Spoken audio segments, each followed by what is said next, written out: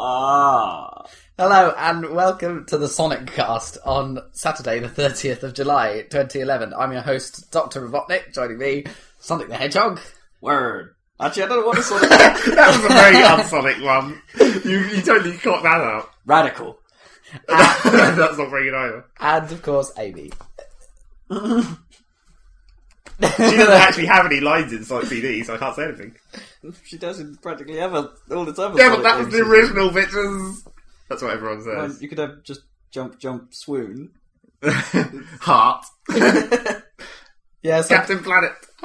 Heart! If you've listened to any of our recent episodes, then you'll probably know why I'm calling it the Saladcast. It's only been like that one. No, it hasn't. There's been a lot. It hasn't. Yeah, there's been a lot of Sonic discussions, so... What did we talk about in the one before last then that was so Sonic-y? We mentioned it. But we've been having a lot of retrospective, how Sonic games have been good over the last few weeks. And yeah, it keeps coming up. It's quite funny when I go back to Tag and it's like you mention every Sonic game that's ever been released. Well, with that one we had to because of each of the individual levels. And don't forget, last time was our Tardcast where we discussed the various merits of the Sonic Generation level list. Yes, indeed. So which caused a lot of That's Sonic what I talk. just said. Yeah. And this week I've actually seen Okay. Sonic Colors. You really need that coffee, seriously. I'm gonna down Drink that thing down. down this coffee, bitches. Yeah. So I've seen you playing Sonic Colors, which is Yeah. kind of interesting. Are we actually going to talk about that? Yeah, well, I could just say that it was pretty cool. Yeah. I liked to watch. We've already talked about it before, so we don't really need to... But even I like it. Like, well, I haven't played it. But... not that surprising. Yeah, no. That drill stuff is awesome. See? Yeah, so definitely check that out. They should definitely release that on Explorer or something. But they can't, Yeah. it's Nintendo. No, is that true? Well, no, it's got nothing to do with Nintendo. It's just Sega's choice to release it on Wii. Yeah, I mean, they can make multi-platform games, can't they? I don't think they'd... Sega. I don't know if they'd be allowed so easily to just take an old thing and then port it over. Or whether they'd want to. That's probably a lot of effort to go from Nintendo to... Which is the whole point of the Wii U or whatever, of course. That's true, yeah. Maybe there'll be a sequel on Wii U that they can then put on all the consoles. Inevitably. Do you think? But then they've got to make a new Sonic game on something, and it would presumably it can now be on all of them. Don't know which one it will start from, but... Yeah, that's true. So, how's everything going? I didn't have internet for like nearly a whole week. Oh my goodness, and how did that affect Well, it was you? pretty much a whole week, actually. It was a week. What did you do? I guess you just played games. Well, luckily I remembered to switch Play Steam into Civilization. offline mode before I left, so so at least I didn't have to worry about that. Although I probably, since the last time we ever had to do that, it's probably been updated so it actually works now. Do you know yet?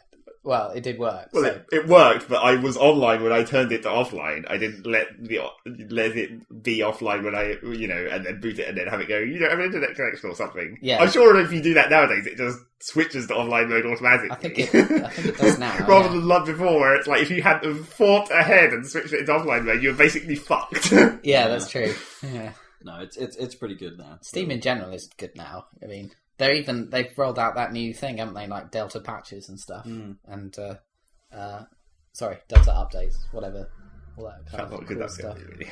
And you can update while you're playing other games or something. Can you now, or something? Or could you do that before? You could do something cool. They've never allowed that. You can if you can get out, if you can alt tab out of the game and just push the start button again. On games that as far as I can tell, on games that don't really use internet connection. Yeah. It's like anything that's more or less offline, like Civilization or something, you could just alt tab out and then restart your downloads and then alt tab back into the game. I mean, they could learn something from how Xbox does it.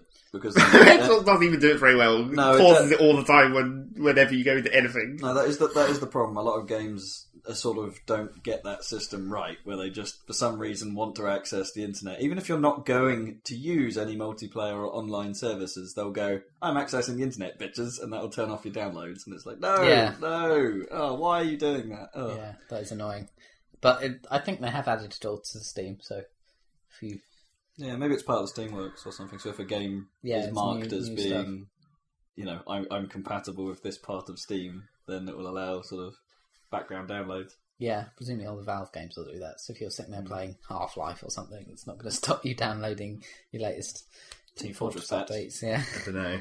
Should we talk about Team Fortress then, seeing as we've just conveniently linked to it? Is there really what's that much to going on? talk about? Well, the ray guns. Who cares about those things? They're shitty. Have you used But one of them's called the Cow Mangler. Totally randomly, because it has nothing to do with cows. I don't understand where these things are from. I understand they're from the Weta Workshop. Well, as far as I can understand, as far as I understand, there is no universe. It's just they make pretty looking ray guns. It is from something with a weird name. It's Dr. like Godbird. No, that's just apparently that's just their fake ray gun creating company that their company creates ray guns. And they just make ray guns for fun. Yeah, they just make fancy looking ray guns. Awesome. That's kind of cool. So this isn't even advertising anything apart from ray guns that you can buy for like $90 or something in real life. At least it means we're getting professionally designed weapons rather than community designed weapons for once. Except they're still shitty. Yeah, they are still quite shitty. The design of the weapons look great. Yeah, don't get me wrong. But that's because they just basically scanned the actual real thing. Yeah, the weapon models do look great, but as a weapon in the game, quite irritating. What do they? How do they slightly work? irritating. Well, for a start, they're basically like the Cow Mangler is basically a rocket launcher, but without a projectile that you can see. No, it has a projectile. The projectile travels along really slowly, Yeah, but you don't. and you can reflect it. It's a literal projectile. But it doesn't render the projectile, does it? You just get the. Well, you just get the end of the laser. You get the massive laser trail, Oh, I see. which is entirely irritating because it's enormous and just covers the view of the. It basically blocks the battlefield from what you can see, Right. which is really So the really entire irritating. sort of rocket trail is bright is insane. red or something. Yeah, it's far too big and far too glowy. But it had to be really, because otherwise you wouldn't be able to see it at all. Well, no, they could have done it a bit like a railgun. Yeah, but then that would be. Then it wouldn't be a projectile. You know, it like a wouldn't be a bloom, soldier's weapon, Well, would no, but it could have bloomy, smaller moving particle, perhaps, rather than and just make the explosion large and zappy. Yeah, maybe. It's like it basically just it's too blinding. It doesn't I need don't all the like little it. rings coming off it, is what you're saying, basically. If Well, it was they just could the have sort done- of middle glowing section instead of all the. Well, no, I think I would have been fine with like a ring trail, kind of a bit like how, or you know, how when spirals of the railgun. either the railgun spiral or the railgun spiral would be really cool actually. I don't get why they took that spiral out of Quake 3. Yeah, it was neat. It was so Didn't cool. make any sense. No, was but awesome. it was cool. Also, it wouldn't really work in Quake 3 because it was like just a glowing line. Yeah. And if you had it wouldn't really distinguish itself. Whereas in Quake 2, it's like the spiral was like weird particles But there around was a a blue beam of line. particles. Yeah, I guess. The other thing is that the movement of the ray gun needs to make noise, and the firing of it needs to make more noise because it's way too quiet Compared to the explosion, compared which to the is way too explosion. loud. Yeah, it's just you can't hear it coming, and then all of a sudden it's like. I suppose for a beam of light, maybe you shouldn't, but you know, it just seems weird. Well, when do you ever really hear rockets coming in such a way that you'd actually care to notice? But you know what I mean? The rockets sound fine, don't they? But for some reason, the ray there's I don't know. There's something about the rays that are way too quiet for me, and you just can't hear them going on. I don't even think the explosion is very loud that they make, except for when they use the charge up shot. Yeah, It's a bit ridiculous. So how do you charge them? You just hold down. yeah, It's presumably. just right click. All right, to charge, and then It doesn't. I think, as far as I can tell, I haven't actually got it, so I don't know. But as far as I can tell you, it's just you click, and then you've just committed to firing a charge shot like in 3 seconds. Oh, I see. It's not like you can hold it. It's like a delayed. Yeah. That's kind of yeah. That's a bit. Oh, of a I pain. see. That's So because you can't hold it charged like the bow and something. No, I don't think so. right. That's probably fair enough, to be honest, because that will stop you from just charging up before you enter a fight and then unleashing this uber shot. Yeah, but that's what everyone does.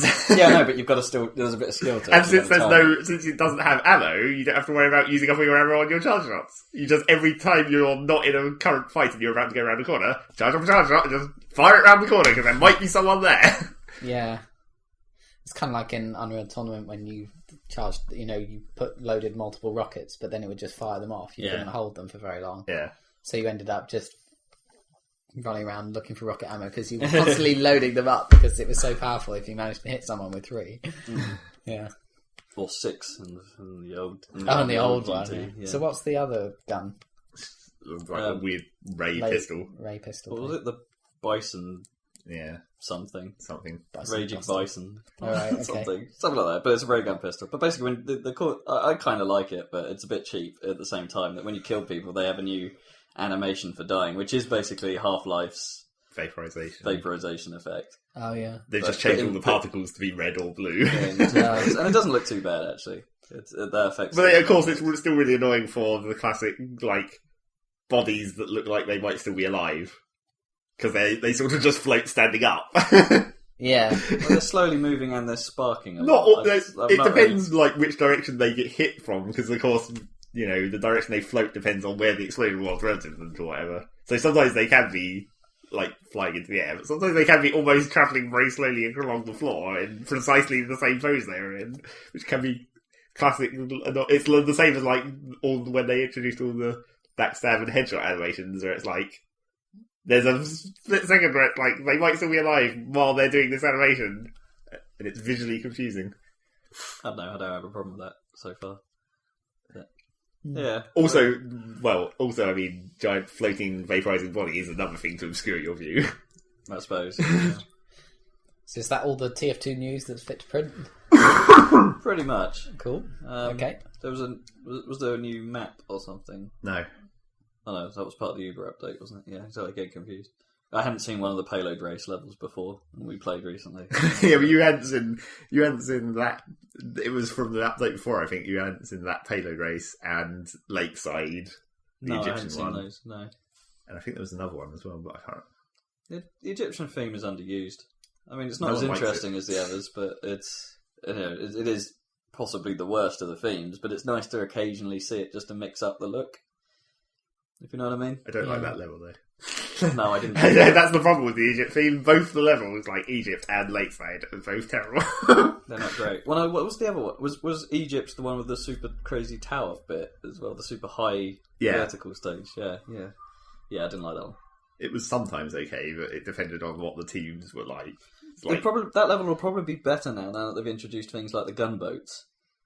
The gunboats were in when Egypt was in. I think they were, yeah. Weren't they? I think there was a period when they weren't. Oh, right. Well, not a very long period, I suspect. Because I think the Soldier and Demo update came quite a bit after Egypt came out. Yeah. And that was the only time. But no one likes those anyway. And that was the only time people put them on their playlists, was when they first came out. So then the actual stuff came out that might make it useful to get around those levels, like the gunboats, and then it's like... Yeah, but no one likes the gunboats because it ruins your shotgun. I use the gunboats. It's because you don't use a shotgun. Exactly. Which means you're bad at soldier. I'm not bad at soldier. The best soldiers are the best rocket jumpers, aren't they? I thought, in competitive play. Yeah, but you have to rocket jump and then use your shotgun because you've run out of rockets because you fired all for rocket jumping. That's true. It does leave you kind of defenseless. So I suppose if you've used up your rockets and you have got no secondary weapon. Yeah. Yeah. But at least if you're slightly dead, you can run around with the ridiculous Yes, equaliser. obviously everyone uses that. At insane speed. Oh, that's genius. So yes, TF2. It's our news section that you seem to think is necessary. I didn't say that. You did, didn't you? Last week. I said it was necessary when there's news. That was barely news. That's new. What else have we got in that the news? That was also quite old news. There wasn't really much news, is it? Because it's summer low time. Yeah.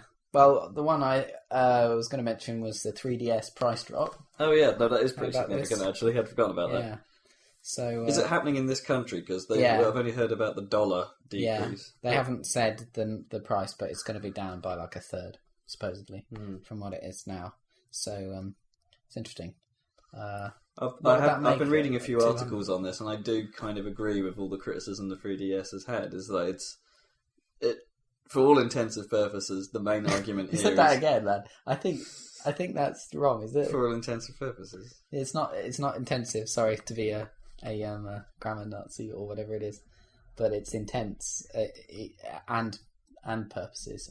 ITENTS. For all intense no, it's intensive.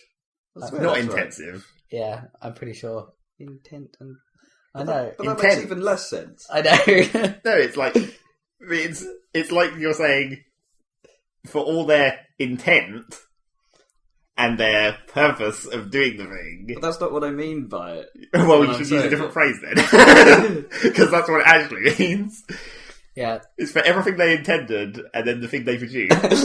Anyway, carry on. It's a dumb phrase. Anyway. I swear that exists. Yeah. Intensive purposes. It's like a damp squid. It's a they call them eggcorns on Adam and Joe. Eggcorns? Yeah, I can't remember what the eggcorn comes from. It'd be like acorn, wouldn't it? Because they thought acorns were called eggcorns because they look like eggs, and they come from a tree. So, And it's like the pot will call the kettle back. What? It's like loads of plastic. That's probably retarded though. Anyway. Intensive purposes. I'm gonna sulk now. And I've forgotten my original point anyway. Yeah. Yeah. You're talking about the 3DS. What they intended. Or what they intensed. He really is going to say. Well, what do you think about the 3DS price drop? Well, I think that means maybe I could actually buy one if there was a game. They're going to start making a loss on the hardware though now. Well, that means they just have more incentive to actually make games for it. That is true, because they haven't made a loss on hardware in years. Nintendo, it's perfectly normal for other manufacturers, but obviously the Wii didn't make a loss on hardware since the launch. No, presumably they had the same plan with 3DS, and they've realised that it's not working. 3DS is just an epic marketing fail because everything in the conferences, everything in the wind-up to it has been, with the exception perhaps of Street Pass and all that crazy shit, has been, hey look, actual games that have very little to do with being an old person trying to stretch your brain or dressing up dolls for a virtual fashion show and all that kind of casual shit we've had to put up with for years on DS. It's like, hey look, we do games now. We're back, bitches. We're back. And yet, their ad campaign has been, hey look, it's a DS. Yeah. Which has kind of got the only ads I've seen for it have been freaking dogs again, so... Well, exactly. They've hit... They are still advertising They've that targeted side. precisely the wrong market. There's an in the articles I've read, they bring up the good point that the 3DS doesn't distinguish itself too much from the long line of DSs before. I've noticed they had a TV advert last week which said very clearly, it's not DS, it's 3DS. Yeah. Which is interesting, because we speculated that this was going to happen. Yeah, the problem is that Joe Bloggs doesn't understand that it's actually brand new hardware and that it's not just one of the previous DSs. Yeah. Because, DS, DS Lite, DSi, DSi XL, they're all essentially the same thing underneath. They were. And so when 3DS comes out, they're just saying, oh, well, it's just a DS and it's 3D, It's like, I've already got a DS, I don't need this. Completely different console. Yeah, exactly. So, fail. Yeah. And the only game that sold really well is, surprise, surprise, Ocarina of Time, which is a fantastic game, but for God's sake... Well, you say it sold well, even by that standards. It's not. Yeah. It's not crazy shelf flyer. Yeah. It's like it's not doing. Everyone's waiting for the cost of the consoles to come down. Yeah. Well, maybe this will work out for them. This is probably. I heard that Iwata took a 50% pay cut. Really? Yeah, and various other people in the company were taking pay cuts too, 30%, 20%. Wow. They earn too much anyway, inevitably. So. He earned like $2 million a year or something, but he was the CEO of Nintendo. I mean, that's it's a big company. I mean, that's less than a lot of football, isn't it? And even so, that's quite a... Well, I suppose in Japan, maybe that's honourable business for you. Yeah. If things go badly, we'll take the brunt of it. They do that. Like, oh man, if only bankers were Japanese. I know. Let's turn all of our banks Japanese. There was a Japanese CEO of Japan Airlines, JAL, and he took a massive pay cut instead of his, staff or whatever. And he eats at the company canteen and he takes the bus to work. He's the CEO. I Major international. I feel like applauding that. Yeah, you shouldn't applaud it. That should just be the standard. Yeah, I know. It's stupid, ridiculous. But it's worse in America than it is here. I don't mind if the company's doing well. If the company's doing well and everything's in the goods, then I don't mind them getting paid more. They but probably ridiculously a lot more, like $2 million a year or something. That's insane. That's way too much, regardless of how well the company's doing. What's freaking Nintendo? I'm not sure how. That kind of. That's capitalism. Man. If you can spend $2 million a year, then you're spending too goddamn much. Buy some cheaper shit, goddamn it. It's not all about that necessarily. You can give it to charity. Well, think about it. That would only give you 4 of the best supercars a year. I know. And that's your entire salary gone. I mean, you might not like them all. You might just want to change every 3 months. Have you seen Jay Leno's collection of cars? I mean, he has freaking tons of them. Well, they'd probably give them to kids or something. Donate your supercars to orphans. He doesn't. That chat show has. I know he does. He just keeps them in a massive museum thing of his own creation. But at least it's like a museum. I think you can. At least he's trying to preserve. It's not just like they're all in a warehouse somewhere. I bet he charges money for people to go and see that stuff. Probably. Why the hell not? Well, he's making it back. I guess but then that's he's making it back out of his 2 million. Yeah, but that sort of flips it round to becoming a business again. Yeah, he's like made a miniature business on the side of his actual business of being a talk show host. Well, maybe that's what people do when they have lots and lots of money, like Bill Gates and stuff. Although he gives all his money to charity, doesn't he? But he works full time on giving away all his money. He's like, how can I get rid of it? Why do you just not? You shouldn't have to give the money away. You should just like renegotiate your pay contract or something to say this is where's the money going to go? And shareholders? then just have it written into your contract so that it automatically goes to charity. So you don't have to have it and then give it away. But I mean, a lot of it sort of does, because a lot of it goes of corporate, profits go to taxes, and taxes go to aid and things, and also improving the country. Think of it this way: if he was earning $2 million a year in this country, he'd be giving $800,000 a year straight to the government. I don't know what the tax is like in Japan, but it's probably quite. It's not. It's probably tougher than in America, anyway. Anyway, so yes, should be giving that money in tax. But anyway, economics. But the 3DS. Fair play to you for cutting your salary. That's respectful. I'm impressed. And I still don't know if I'm going to buy one. I'm still thinking of PS Vita, but we'll see. As soon as Advance Wars comes out, at least they're taking the right steps. That's all I care about. Because if they were like really bullish and didn't change it, then they could, drive themselves into the ground after all that success. And they're obviously thinking, no, let's sort this out. Well, it won't matter from very really. I mean.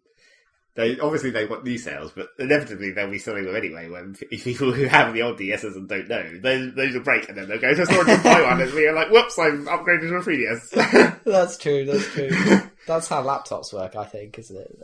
I'm pretty sure that laptops are designed to fail faster than desktops, and that's why they only sell laptops. They're designed to fail, but. They're definitely more likely to fail. Well, yeah, that's because they're crammed into a stupid... Yeah, it's more to do with... It's not because they're designed to fail, it's but they because might be the design in itself isn't quite so rigid. They can't build the parts as large as they possibly can be in order just to... Because you've got all that space in a PC case.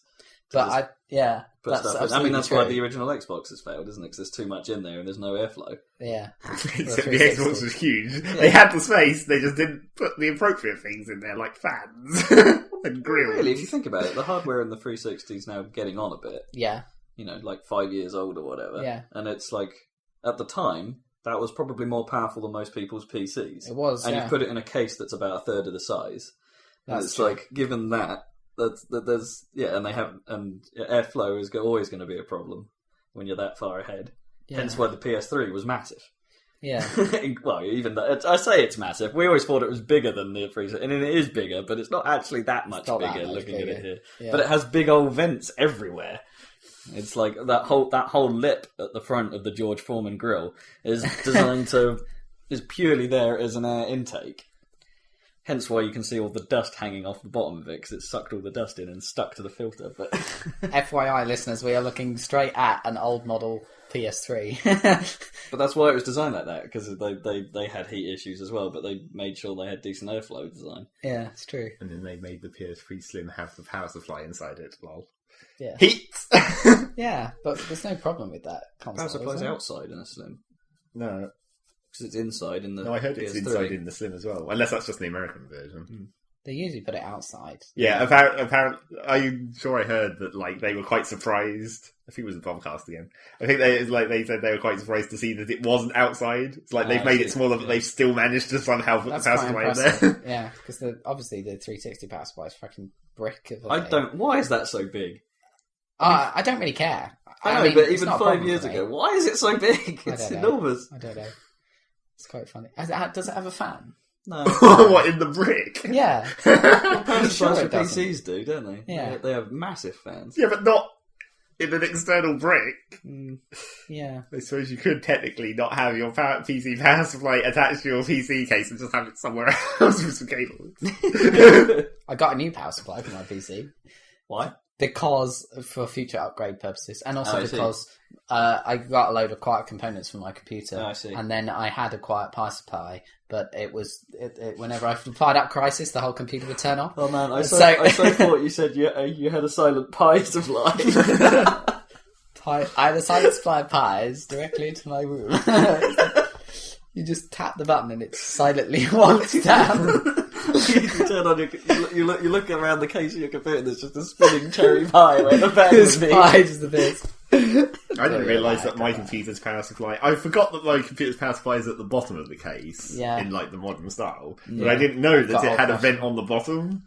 So when I moved into this new temporary house, I realised that I couldn't put it on carpet. Because it's like... Oh, There's yeah, a because vent that under sticks there. out. Oh, Yeah. crap. Does your system have feet?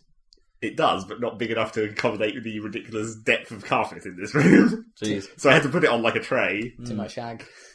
There wasn't enough room on the desk because I didn't have my desk. I had to use my Way too much desk. Too many fish. We're far too many fish. So yes. Way too much shag. I kind of I understand the whole power supply at the bottom of the case thing. That is a lot easier. I got mine at the top of the old style. You know, Why is it easier? well, I don't know, because when it's at the top and you have to change it, you've got all the cables from the top of the motherboard for like the. That's true. You've got It's the a bit RAM, strange. you've got the heat sinks, you've got the thingies, you've got the CD drive is normally up there as well. So there is cables fucking everywhere at the top of that. So if you need to replace your power supply, often you have to take out most of the rest of the cables to actually get to it. Yeah. Well, I had to replace all the cables anyway. I probably can't get to mine in my system without taking the heatsink and stuff and the fan arrangement off the motherboard. Oh, that would be a pain. I tried to clean my motherboard's ridiculous heatsink, which is a ludicrous piece of metal. It's just like copper tubes and Yeah, a mine was million like grills, fucking which this is like big. It's like huge. Sorry, you can't see that. They're about to make it even worse. oh yeah. The latest plan for heat sinks on processors is to make them spin. So Sweet. they have a spinning fan on top of a spinning heat sink. But it was really dumb. I was like, oh, I can take while my PC is off and cold. insane. Maybe I'll take this out and clean it because I could see down the edges of the fan. I was like, oh, it looks a bit dodgy in there. So I was like, and then I started undoing screws like, and Why because would it's you like do that? it's Have you ever taken one off before? not one this big. I've taken off smaller ones and like with levers and things to lift them off the chip. Yeah. But it's like 6 inches tall or something. Mine, I was Vertically off the surprised mine would motherboard. actually fit in my case. It only just fits. Yeah. my one. It's And ridiculous. So you have to like reach all the way down next to this thing to reach the screws. Yeah. That unscrew next to it. And then it lifts off. But what I didn't realise is that the screws have a spacer in the middle. But it's like, it screws in at the top, but it also screws in from underneath onto this spacer. Yeah, and that's when how I it undid one of them, I undid the spacer rather than the top screw. And then the bottom screw fell out off the back of the motherboard. And I was like, oh, fuck. Yeah. But then luckily, of course, I can just take the back panel off, so I could reach that. I didn't lose it or anything. well, you can take off the back panel with yours. Yeah, and it just exposes the back of the Oh, motherboard. that's way cool. Yeah. Okay. Most cases have that nowadays. It's all moved on since my... But that was a pain. Just make sure you protect your back panel. It's good advice. Especially in Bulletstorm. You left your back panel open to attack. Yeah. So, my other piece of news, it's not news, but one word that I thought was interesting. A single word. Yeah, and that word This is anti-disestablishmentarianism. Anti-establishmentarianism. That word is battle log. For Battlefield 3. Yeah. Yeah. Well, It's like not that autolog. interesting. It's like autolog for Need for Speed, except for Battlefield. Not that interesting. So you have all your stats on.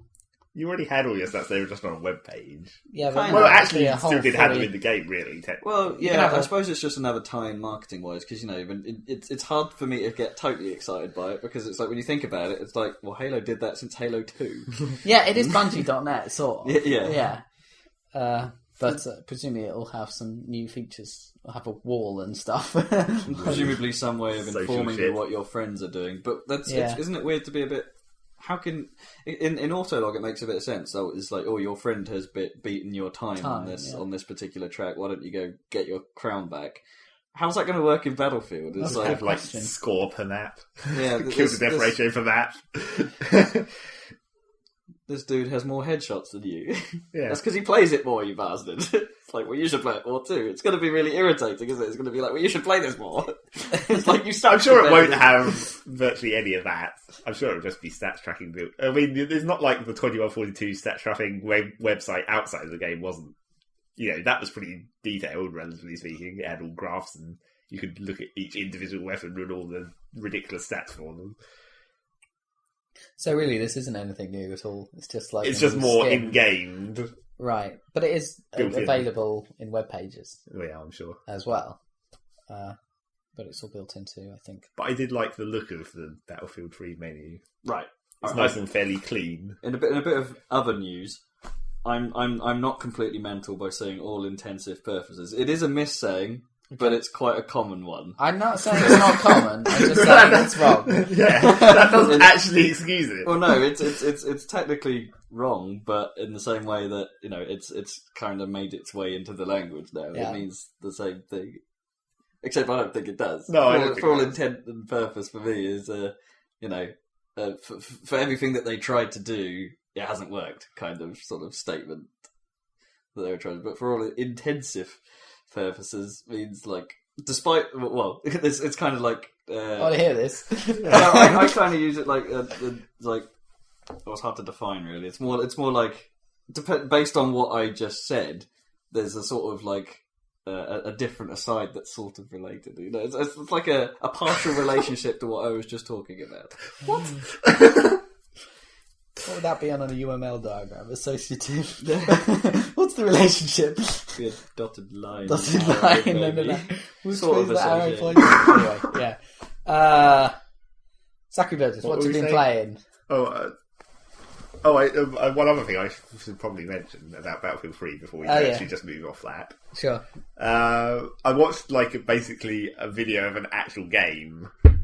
And it was basically a sped up. He's started from starting the game. Yeah, he started from starting the game where it was sped up at this point, but he showed all the menu, and it was like, oh look, that's actually pretty nice, and it looks quite a nice menu system rather than the variety of shittiness that they've had before. Didn't really show the server browser, unfortunately, so we can't determine anything about that. It's the only thing I care about, really. I don't care about the game being good. I just want the server browser to let me into a fucking game once in a while. But then he went into a game and he played the game for a while, and it all looked good and stuff. Yeah, but then, of course.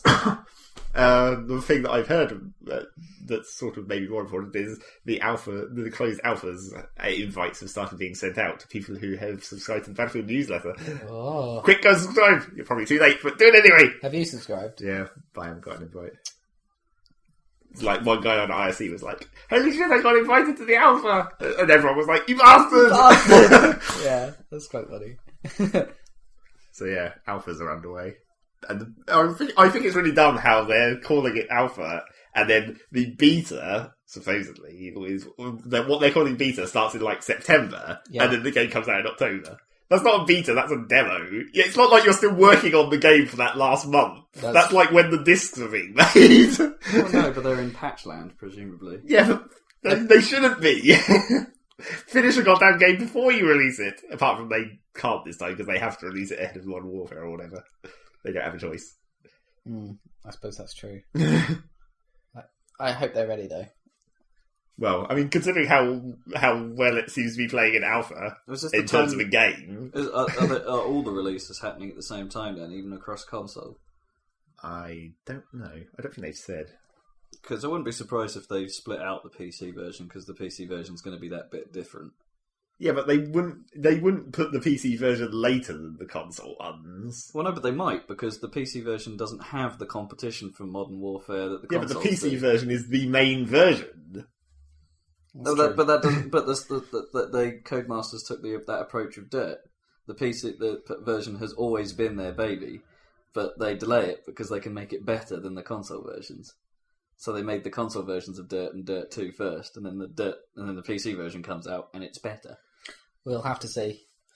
what happens with It that. better not come out any later, because god damn it, October! I wouldn't be surprised. Let's put it that way. And nor do I care, actually, because if they've put the extra time in, it's probably going to be better for it. It'd be worth it. Yeah. And the other important thing about Battlefield 3 is maybe this time they'll get a patching system that works slightly better. Oh, that would be good. One that doesn't take like 5 goddamn hours every time. Oh, is it going to use this EA Origin thing? Oh, right. As long as they don't have unloading, I'm happy. I was thinking about I need to probably go and uninstall the EA downloader so I can install. Origin. Although presumably if I run the EA downloader, it will just go, you need to update, and then it will mysteriously become Origin. Maybe. Probably more reliable to uninstall it to make sure it all goes. Maybe. I'm a bit confused as to how that will work, because some old games like Spore, for instance, rely on EA DM to exist. Well, I'm sure it will appear the same to those games, like whatever information it's shuttling over to them. Maybe.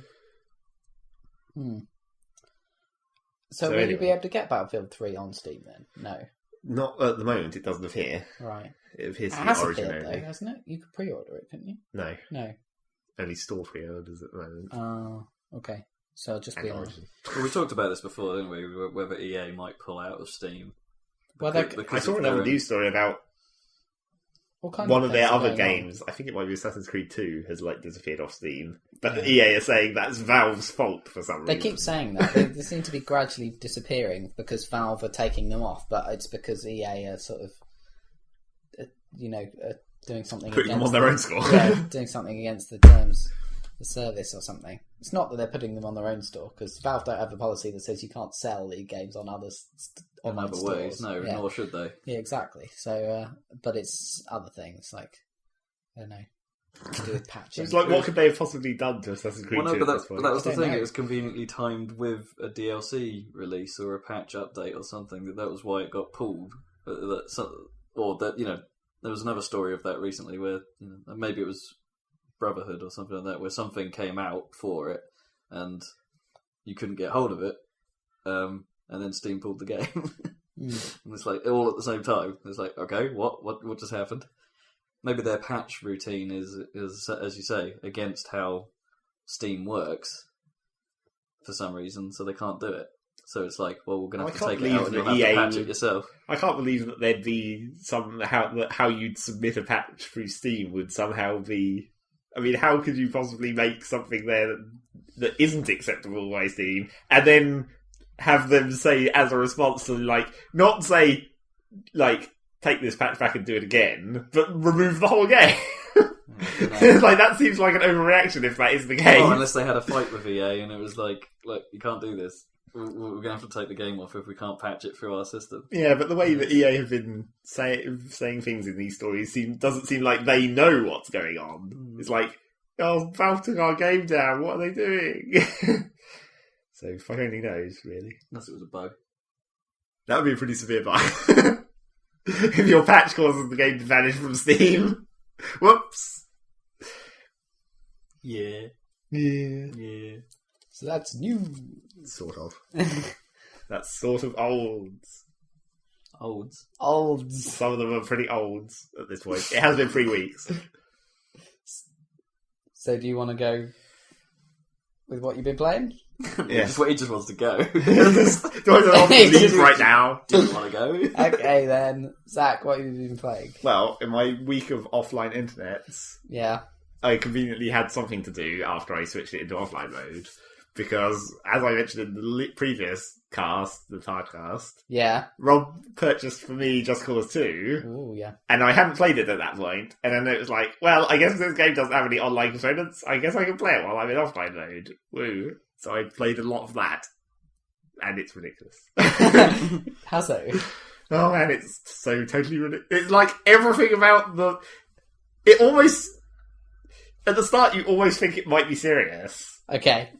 And within the first cutscene, it's already totally lost any concept of seriousness, because you're flying in a helicopter, and it starts getting shot by flak, and then the guy who's sitting next to you of course, the side door is open. Of course. Because you're in a helicopter. But, the guy gets shot, and then you start getting shot at. You and this guy, you get on, the mounted machine gun, and he starts shooting you with his, M1 or whatever. He gets shot after like 5 seconds and falls out. And it's like, oh no, he's got your stuff. And then your guy, he's Rico, he's been firing this machine gun for like literally 2 seconds. And he says, well, I guess I'm running out of ammo anyway. And jumps the fuck out of the plane, out of the helicopter. As you do. And while he's falling away, he's already fallen like 20 feet or something. He just very casually says while he's falling through the sky, don't wait up. In like a perfectly normal voice. while he's skydiving out of this helicopter. That's kind of a classic thing, isn't it? They don't seem...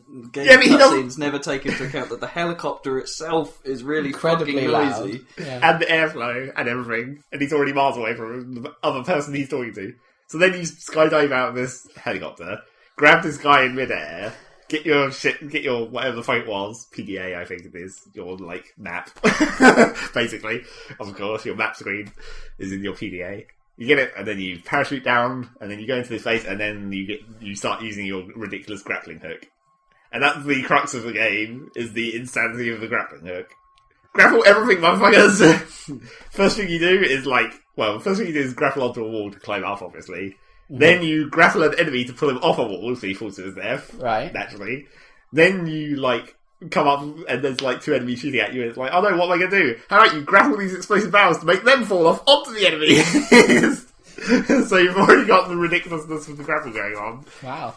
And then the grappling becomes even more insane with, grappling onto vehicles and... What's grappling the stuff together. Yeah, grappling things to each other. Oh, can you? Yeah. Well, that was the thing you showed me, actually. It was like, oh, there's a statue I need to pull down. So you just grapple it to the back of your car and drive off, carrying this statue down the road. Yeah. It's like, that's awesome. That is awesome. Unfortunately, as I discovered, you have to be aware of how heavy the vehicle you're using is. Because I tried to pull down a statue with, a dune buggy, and I was like, boing! And just twanged the dune buggy into the air. It was like, oh, apparently this dune buggy is not very heavy. That makes sense. Yes, so the physics is a bit nuts.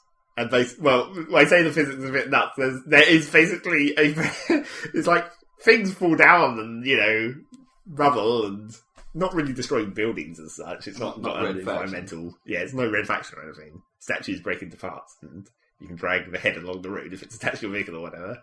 But the physics of the grappling hook is totally insane. Where you can just... When it's like you fire your grappling hook, and it goes about 20 feet or something, I don't know, some distance. Yeah. You fire your grappling hook, it attaches, and then you zoom along the line, and there's basically no gravitational effect on you while you're attached. Oh, right, yeah. So you just travel in a straight line, like... Yeah, it's great. Which is totally awesome. And then the gravity has effect the moment you undetach. Yeah, you start I guess. falling.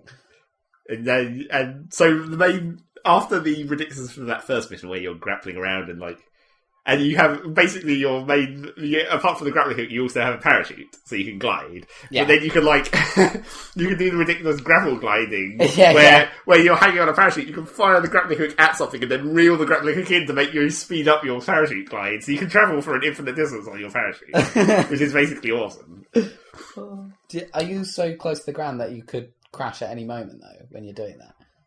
Sort of. It depends how the area you're grappling through. It's like if you're grappling onto the floor, it's okay. You can stay quite high. But then if you've also you can grapple onto trees, so you can stay a bit higher up. Right. Also, you can parachute through trees pretty easily.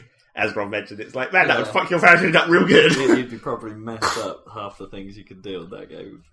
But then after the ridiculousness of that first mission, it transitions straight into the second mission, and then that teaches you about the ridiculousness of stunt jumping onto cars. Okay. Or anything. Stunt jump onto whatever the fuck you want, which is another button. Basically, if you're near a vehicle or any vehicle, including planes and boats, you can just press a button and you just jump onto them, and then you stand on top of them, and then you can shoot.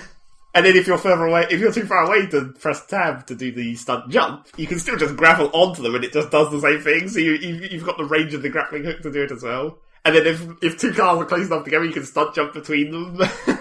Even when they're travelling along? Yeah, even while they're driving along. Or just grapple onto the next car and transfer between them. And then there's this whole sequence that you play where you're escaping with this guy and he's driving the car and you're just standing on top of his car firing a machine gun at all these other cars.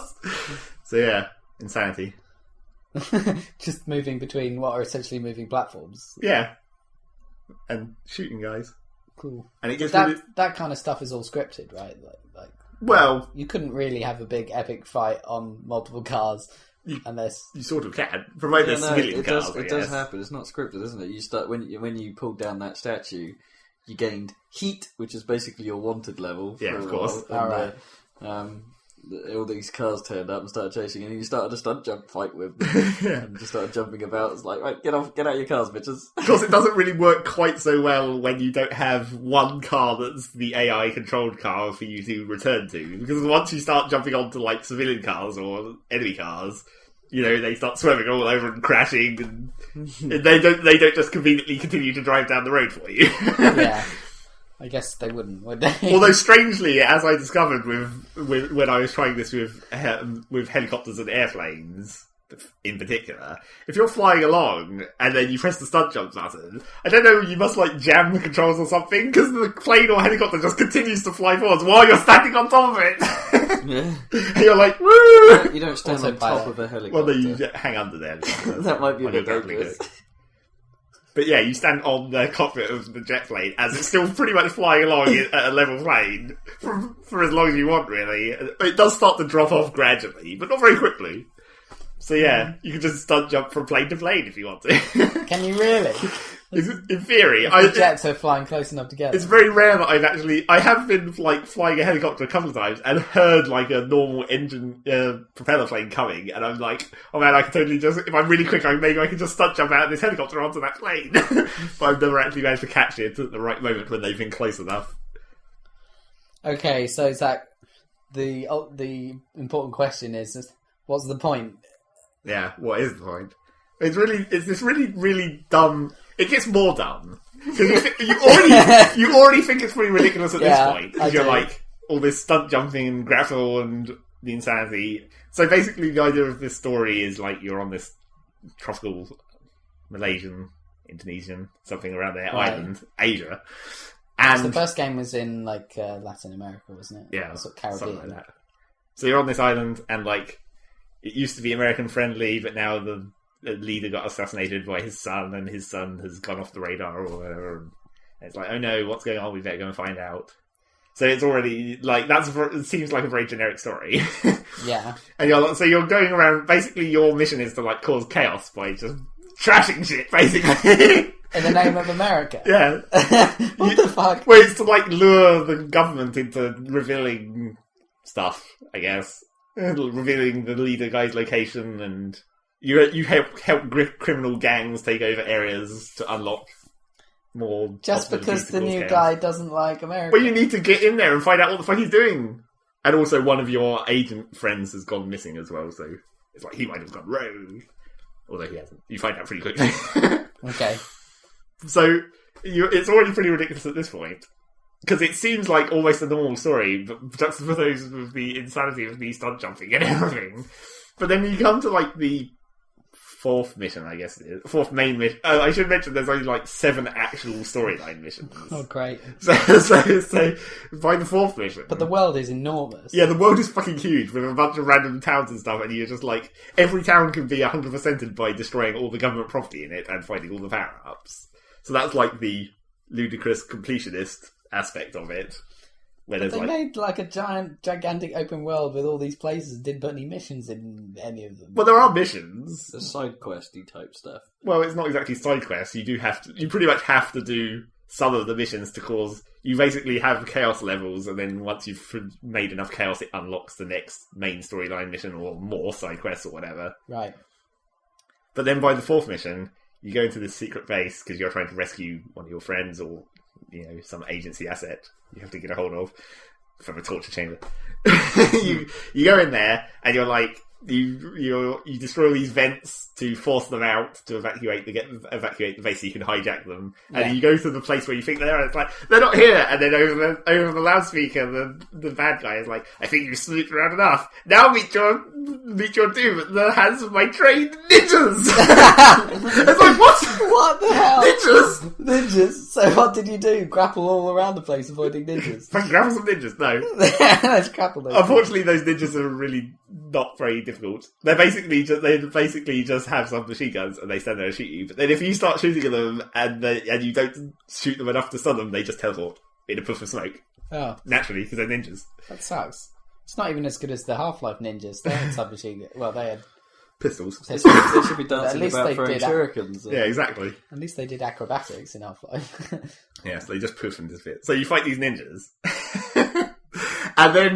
and then a nuclear submarine comes up in the ice lake and starts firing cruise missiles at you. So you just fucking jump off the side of this cliff and parachute naturally, and you parachute down onto the vehicle that's got the person you take away and just steal it, hijack, yoink, and then you're away, and then you get picked up in a helicopter and stuff. So yeah, it gets even more insane. So one man can drive a nuclear sub? No, not you. Oh. It's a government nuclear submarine. Oh, okay. You don't drive a nuclear submarine. I don't know what the biggest thing you can drive is. I suppose you can drive airliners. Well, this game is ridiculous. It doesn't actually sound that much more ridiculous than Call of Duty. You consider what happened in Call of Duty. Although, to be honest, I guess I could do spoilers, but Rob said he wanted to play this, but I'm not sure the storyline is the main... No, it just looks mental and hilarious. Yeah, the actual gameplay. But well, it's like it has the same sort of pull to me, like when I first saw Red Faction Guerrilla, and that the insanity of that demo. It's not quite. Well, no, in Red Faction, that demo drew me in, and then the actual game turns out that demo mission is one of the best bits. Yeah. Just Cause makes it look like the entire game is like that bit. The entire game is insanity than the best bits of Red Faction. It's insanity, but I wouldn't have necessarily said it was that interesting.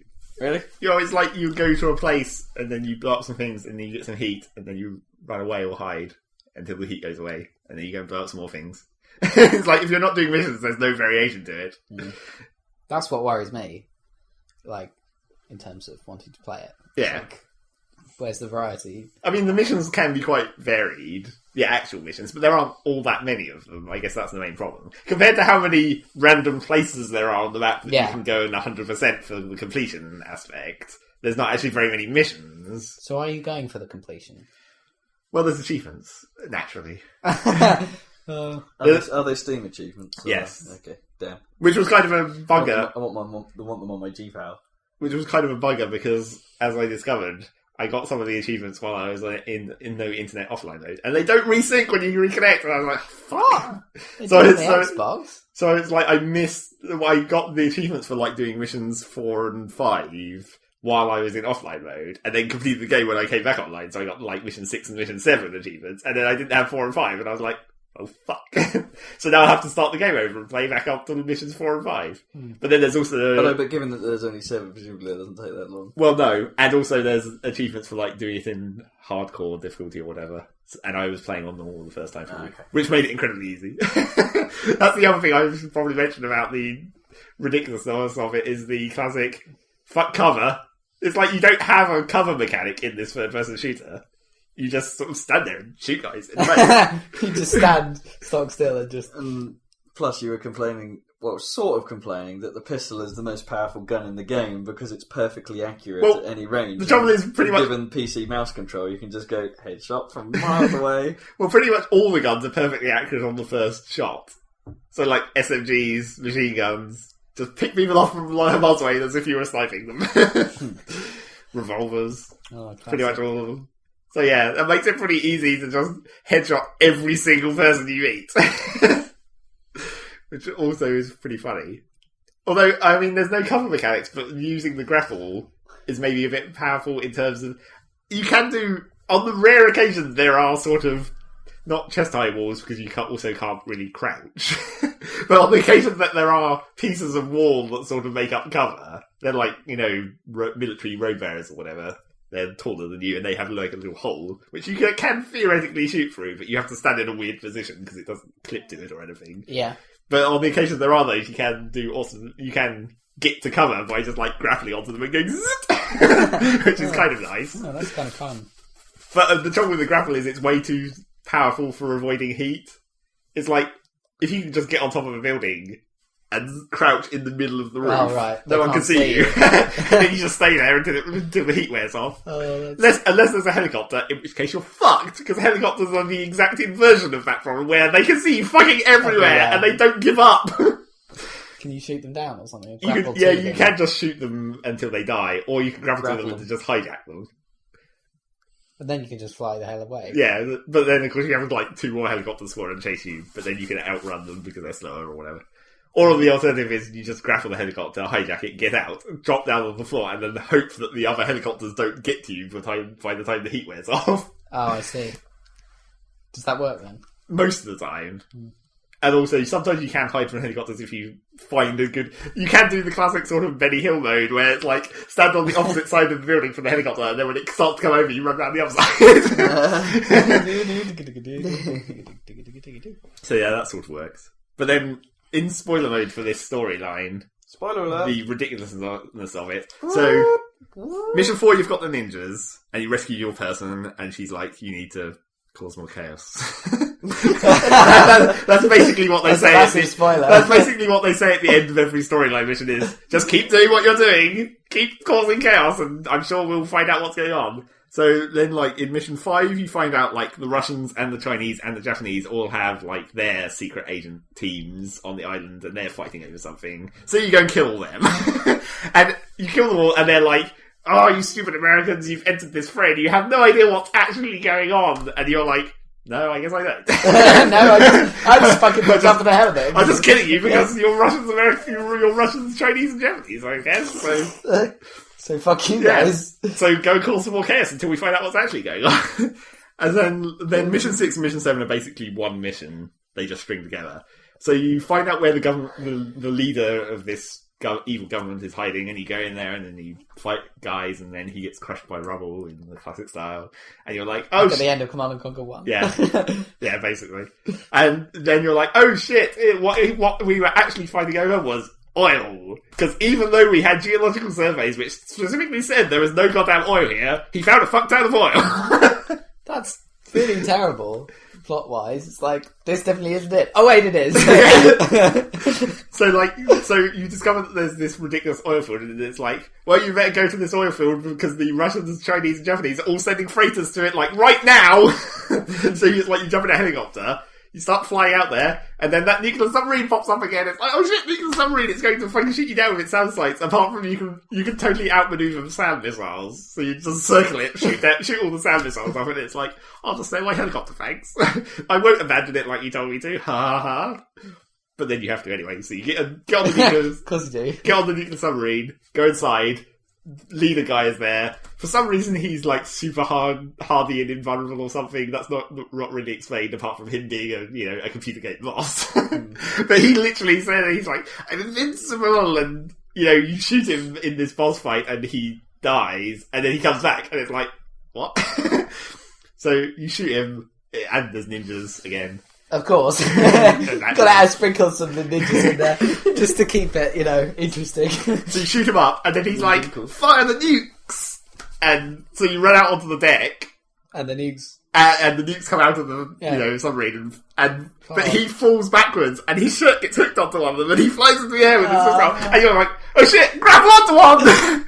And then you have a fight where you're riding nuclear missiles, and you're shooting the other guy on top of the missile, and then you disarm them in midair.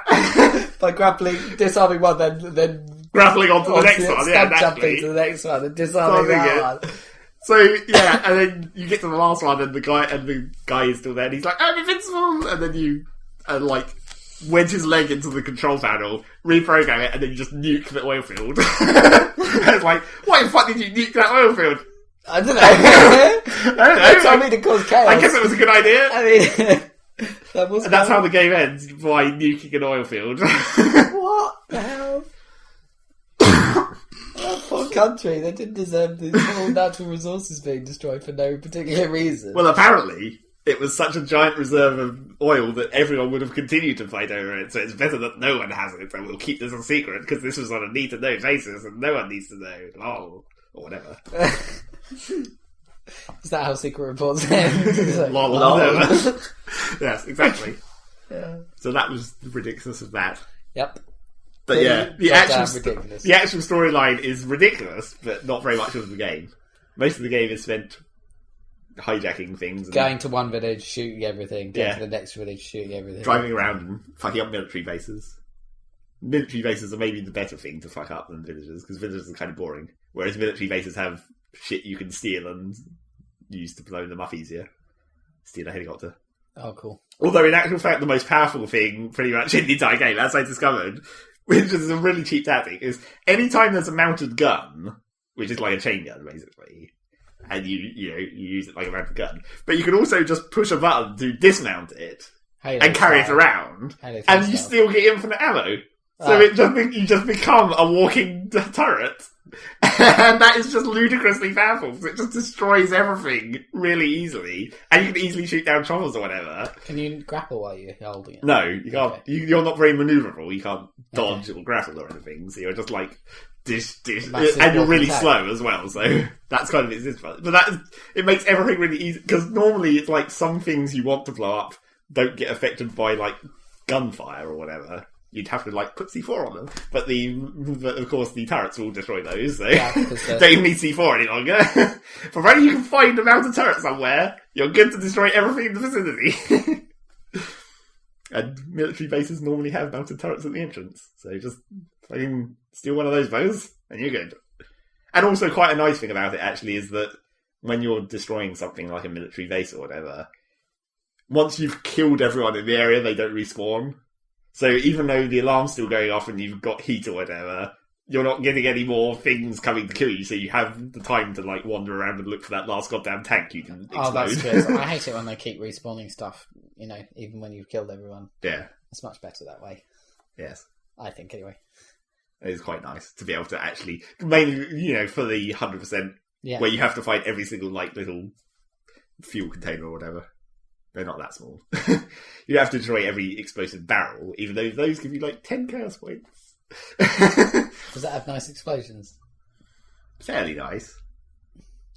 Still not as nice as Hostile Waters fuel tanks. Obviously nothing is as good as those. Those are cool. They are quite similar to those. It's worth mentioning, it is quite graphically advanced, some of that game anyway. It's throwing quite a lot of buzzwords around on the options. Yeah, it was. But the problem with that is like, because it's quite intense and because it's an open world game, and open world games sort of famously don't perform particularly well. Even on my machine, it struggles somewhat. So we had to knock down quite a few of the settings to get it to run well enough, and then we stuck it in 720 and put it in 3D, and then it still ran. And that's worth mentioning. The 3D is awesome. Yeah, the 3D was pretty sweet. It was a bit. There was the classic, because the 3D, the depth is like set to your character, and obviously your character is a little way into the screen, so stuff behind you sticks out of the screen, which can screw you up, particularly with like the parachute cables. Yeah, because they stick up behind you, so when it zooms right into the back of your character when you're in midair, you've got parachute cables sticking over the edge of the screen. That looked like that was just going to look a bit crap even without 3D, to be honest, because the cables sort of cut through the camera. Well, yeah, that's true. I guess they do. It seemed a bit weird. So yeah, I don't know what else there is to say about it. It's insane, and I could continue playing it for a long time if I wanted to get the completion achievement. Luckily, it's only like 75% completion, not 100%. You don't have to do the whole lot. But that's still a fucking lot. It's like by the time I'd finished the game, and I had spent quite a long time just pissing around, completing 100%ing extra stuff, even when I already had enough chaos to go to the next mission. But I'd only got to like 44%. And there's an achievement at 50, and then there's one at 75, so it's like, fuck. I've got to play this a lot more, apparently. But then I had to go back and play from the start in hardcore to go and get the stupid mission achievements that I missed because I was offline. And the stand on the highest point of the island achievement, which I missed because I was offline.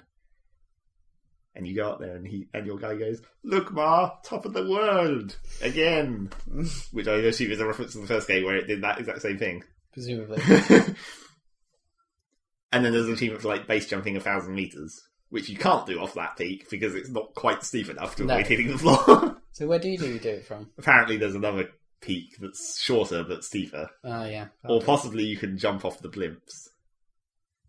There's basically what they refer to in the game as a floating whorehouse. Where it's basically like It's basically like an airship with like two blimps and then like a platform which has like a jet runway off the back or whatever, which is a whorehouse apparently. And you go there for a mission. But apparently that's high enough that you can get the 1,000 meters if you jump off the top of the blimps. That's awesome. That's ridiculous. Strippers. Yeah, but 50,000 feet. Yeah. It's the literal Mile High Club, you see. See what they did there? I see what they did there. That's terrible. How can you land a jet on something? I don't think you can necessarily land on it. I think it's only a takeoff runway, which doesn't explain how the planes get there, because it is very, very short. There's a helipad, of course. Yeah. That's ridiculous.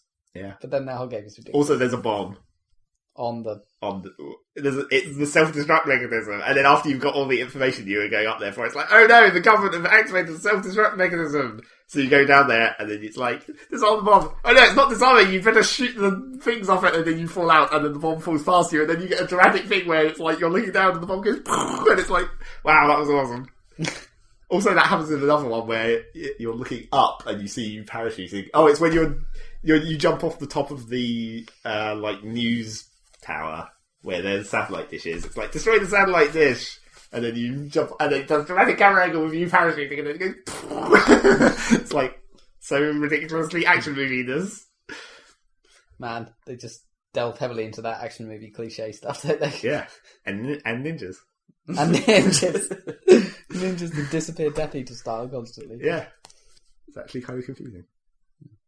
And everyone has terrible accents, naturally. Mm. What sort of Asian accents are they? Yeah. Even that sort of like fairly mild cutscene I saw where you rescued that dude from his penthouse or something, and they're just casually having a gunfight while talking calmly to each other. Yeah. And then dive out the window. Oh yeah. It's like a grenade falls next to you while you're talking, and it's like, chuck. Doesn't even turn around, he just throws it straight back. Yeah, he's just like, It's genius. I was saying I was watching that TV show Archer, the spy style. Yeah. And that has a similar kind of humour where they're having comedy gunfights while they're trading insults and sort of randomly... Insult gunfights. Yeah. Yeah, and random grenades just land next to them and they just casually chuck them away in comedy styles. Naturally. Yeah, it's classic. You can't actually throw back grenades in the game. All right. It would probably help if you could. Although grenades aren't that... I virtually never use grenades, of course, because I was just headshotting everyone. And there's a grenade launcher, which you only get in, one singular mission in the entire game. So I didn't know how to use it when I got to that mission, and I was like, fuck! And you don't get enough ammo. Was it hard to use, then? Not really, I just wasn't used to how they arc. And I wasn't expecting them to explode on impact. I was expecting them to, bounce or something. TF2 style. Well, yeah, maybe. Or just... generic. Quake style. Yeah, or something. I wasn't expecting them to explode. I was expecting it to literally launch grenades like the grenades you'd have, your hand grenades, that have a timer or whatever. But no. But no, it actually is just a normal grenade launcher. Apart from not very normal. And you can upgrade your weapons, make them even more ludicrously powerful. Really? Yes. Man, there's a lot to this. And you can buy vehicles through the black market guy he basically airdrops you your weapons and vehicles. So you can just call for a... You just point at a bit of ground and go, vehicle, and then it just creates a vehicle. Ding! And you can upgrade those to make those more powerful. Do you not even have to wait for them? They just sort of No, they just appear. Oh, that's cool. It doesn't really have a sequence as well. It's like, picture of Chopper, and he says, try not to break it, and Chopper takes off, and then it flicks back to first person view, and ding, there's a vehicle. Candy. And so I also, one of the other, for the hardcore run, I was like, oh shit, I'm going to die more. Sort of. But not like it's hard even in hardcore. Just headshot everyone. But I was like, oh no, I'm going to die more. I'd better go and get some health. And I discovered that there's this main highway that encircles the island. And every time there's a bridge that goes over the highway, there's 2 health pickups on either of the bridge struts. It's not really a bridge, it's more the overpass where you go off the highway. Yeah. So it's every one of those has 2 health pickups, and every 5 health pickups you get to upgrade your health. Oh, cool. So I was just like, well, I guess I'll just drive around the entire island. Yeah, finding every single pickup. Pick up all of those, and that's not even half of them. There's 400 health pickups in the entire island. So you could potentially have tons and tons of health. Well, I'm not sure if it will max out at some point. Ah, okay. Because I am more you start off with I'm not sure how far it goes, but I assume you start off with like a quarter of the circle of a health bar, and then every time you upgrade, it goes up. I assume it only goes halfway around because the other half is your heat. That makes sense. So yeah. Have you got it to go halfway around yet? No, not even close. Okay. But yeah, there's a lot of goddamn pickups. It's like 400 health pickups, which means there's like, if there's 400 of them, there's like at least 400 weapon upgrades, 400 vehicle upgrades, 400 cash deposits. Is that what these sort of, when you say health pickups, they're really like the health packs that seem to be like scattered everywhere, like the sort of green bags that sort of look like they should replenish your health, not actually upgrade it? No, not those ones. Oh, okay. Those are actual health kits. Oh, okay. And those aren't actually as nearly as... Do you really need them because you have regenerating health, don't you? It's this weird system where, providing you only lose a certain amount of your health, it regenerates, but once you start losing more than that, it only regenerates the top portion. A little bit, yeah. So it's like only a little bit of your health regenerates, and then if you lose beyond that, you only regenerate that top bit. So you do need the health kits. And they're not nearly as common as they should be, which really sucks. It's like, you'd be surprised how often military bases have no health kits. It's like, there's a fucking military base where there's guns and shit. Give me health. Every gas station has a health kit, so... That's weird. Just find a gas station, I guess. And then blow it up. None of these army bases have a medical bay, or... No, virtually none of them have health kits. Which kind of sucks. Although some of them do have tanks and shit. You can still, well, not exactly tanks. They're like, I don't know what you call them. APC tanks. Yeah, armoured fighting vehicle type things. Sort of, yeah. Like strikers. Yeah, I guess. Sort of. Not tracked, though, as well. They're wheeled. Yeah, they're strangely. strikers. They're wheeled, aren't they? Yeah. And also, there's achievements for like driving a ludicrous number of the unique vehicles in the game, or all of them. I think the achievements for. Yeah. There's like 102 or something different vehicles, and there's an achievement for driving every single goddamn one of them, and that includes like planes and boats and helicopters and every land vehicle, and also the slight variations of those land vehicles, of course. Can you tell which ones you've already driven? Yeah, there's a list that has good. has them ticked off. So yeah, lots of shit to do in the open world aspect if you want to get that 75% achievement. So does it not have any multiplayer capabilities then? Because you would have thought grapple deathmatch could be entertaining. Would be ludicrously confused. What if you grapple to each other at the same time? What the fuck would happen? You'd go, sudden shotgun face off. No, they'd have to make it so you started rotating around each other Matrix style. Oh, that would be amazing. Yeah, so just in the middle, although it would be funny from like someone else's perspective, seeing that happen, just in the middle of them playing, but there's just two guys going. Yeah, I'm not sure. I don't think it does have multiplayer. I haven't really paid attention to them, maybe. I don't think it does. Oh well, next time. Maybe. Just Cause 3. But yeah, so that was insane. I played that a lot. But of course, my Steam doesn't think I did because it didn't update the time either. Oh no, that sucks. So it's like I played like 24 hours offline, but now my Steam says 10 hours because I've only played 10 hours while it's been online. Success, it looks like you completed it really quickly. I guess. Apart from I'm missing the achievements for the middle missions. But I'm rectifying that. I'm already up to the 5th mission, I think. Or I need a little more chaos. In your second playthrough? In the hardcore run. Oh, hardcore. But I still want to complete it anyway because the hardcore achievement. But obviously in that case I only have to do exactly enough to unlock the 6th mission, and then the 7th mission runs straight onto it, so that won't actually take very long. Which is why I went and got all those health pickups, because it's like I'm not going to be pissing around getting all the pickups from completing all the little individual places. Yeah. All this talk of chaos is just making me think of emeralds. So. That's Sonic again. It is the Sonic cast. I'm just holding it up. That was just Cause 2. What else did I Okay, play? what else have you been playing, man? I guess while I was offline, I also played actually quite a lot of audio stuff for some reason. Oh, yeah. Even though that doesn't work offline either, because you don't get the score. So what? So I don't know why. It was just like What music were you playing? All the normal random shit that I have. I tell you what though, playing like chiptune style stuff on audio stuff makes some hella steep curves. You can imagine. Like permanent downhill, wee. So I played quite a lot of that for some reason. And I can't remember Been what updated recently? No. No. Not since the potatoes. Oh, yeah.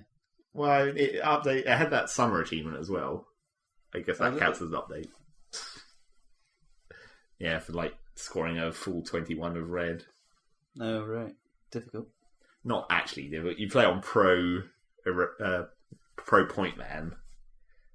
Go through the track until you find a paint red pickup and then store it. No, I see. And then just fill your rack with anything you can pick up and then just go ding. So yeah, not exactly the most difficult achievement. Took quite a while just to get it to turn up that specific combination of power up though. Because paint red is pretty rare anyway. Because obviously that scores a lot. But yeah, I played that quite a bit. And I don't know, scored some points on tunes that no one else plays, and also aren't labelled correctly, so even if it was online it wouldn't update the score correctly. Grr. Can't remember what else I played can't think of very much else that I played while I was offline. And then once I came back online I was like, oh shit, playing stuff. Log into Eve, change my skill. Because I thought I'd left a long skill running, but apparently I hadn't. It had already expired. And it was only like 5 days, and I was like, what? I'm sure it was longer than that. Wasting your skill training time. Yeah, exactly. So I set it to something really long now, so I don't even have to bother with these again. Oh, cool. I don't have to play the game for several days. Don't have to see any several of those weeks. See any of those shitty clothes? $70 monocles. Grr. Okay. Still good. I'm not going to buy any of that shit, even if they give me free money, which they are doing. Really? No, yeah. They're giving you free money? You specifically? Everyone. It's like for their shitty Eve is Real museum of old Eve screenshots. Why are we making this? And then there's a like milestones. We've reached 1,000 uploads. Have 1,000 in-game clothes buying cash. Why did you? Which is not enough to buy anything. Did you put an image on there already? Then no. All right. Everyone gets it. Oh. Because they want people to buy clothes. But they're not giving you enough cash to actually buy clothes. Yeah. See, that's the trick. Apparently, if you wait until all the milestones reach, you might get enough to buy more than one piece of clothes in total. Can you trade that shit though? The money you got. I don't know if there is actually a way to trade that directly. I mean, you could just buy clothes and then put those onto the market to sell them for ISK. Yeah. Yes. Yeah. But I'm not going to do it even now. I'm like, you've got to be staunchly opposed. Don't even use the free money. Yeah. Show them that you mean it. Yeah. Grr. Like a stand. Yeah. Go naked. Yeah. That's basically, that was one of the things that turned up on the forum as a quote, right? Like, if you give me the option to not wear any clothes, I'll totally do it. Just to show you. This is how disgusted.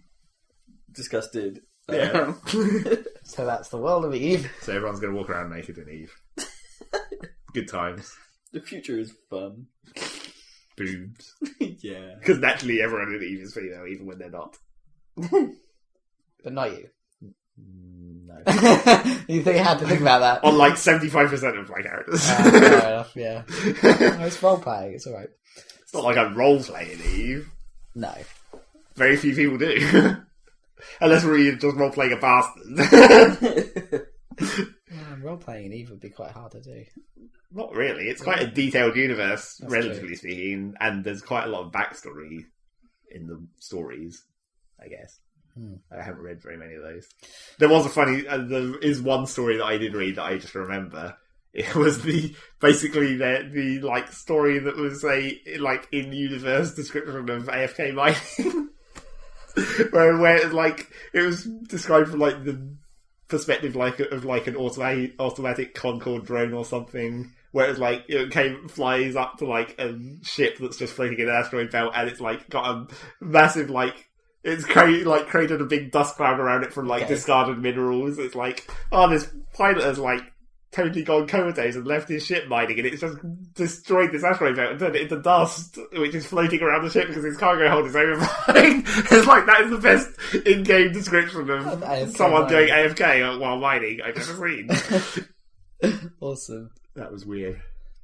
So, I guess that more or less move on covers. to that. I really haven't.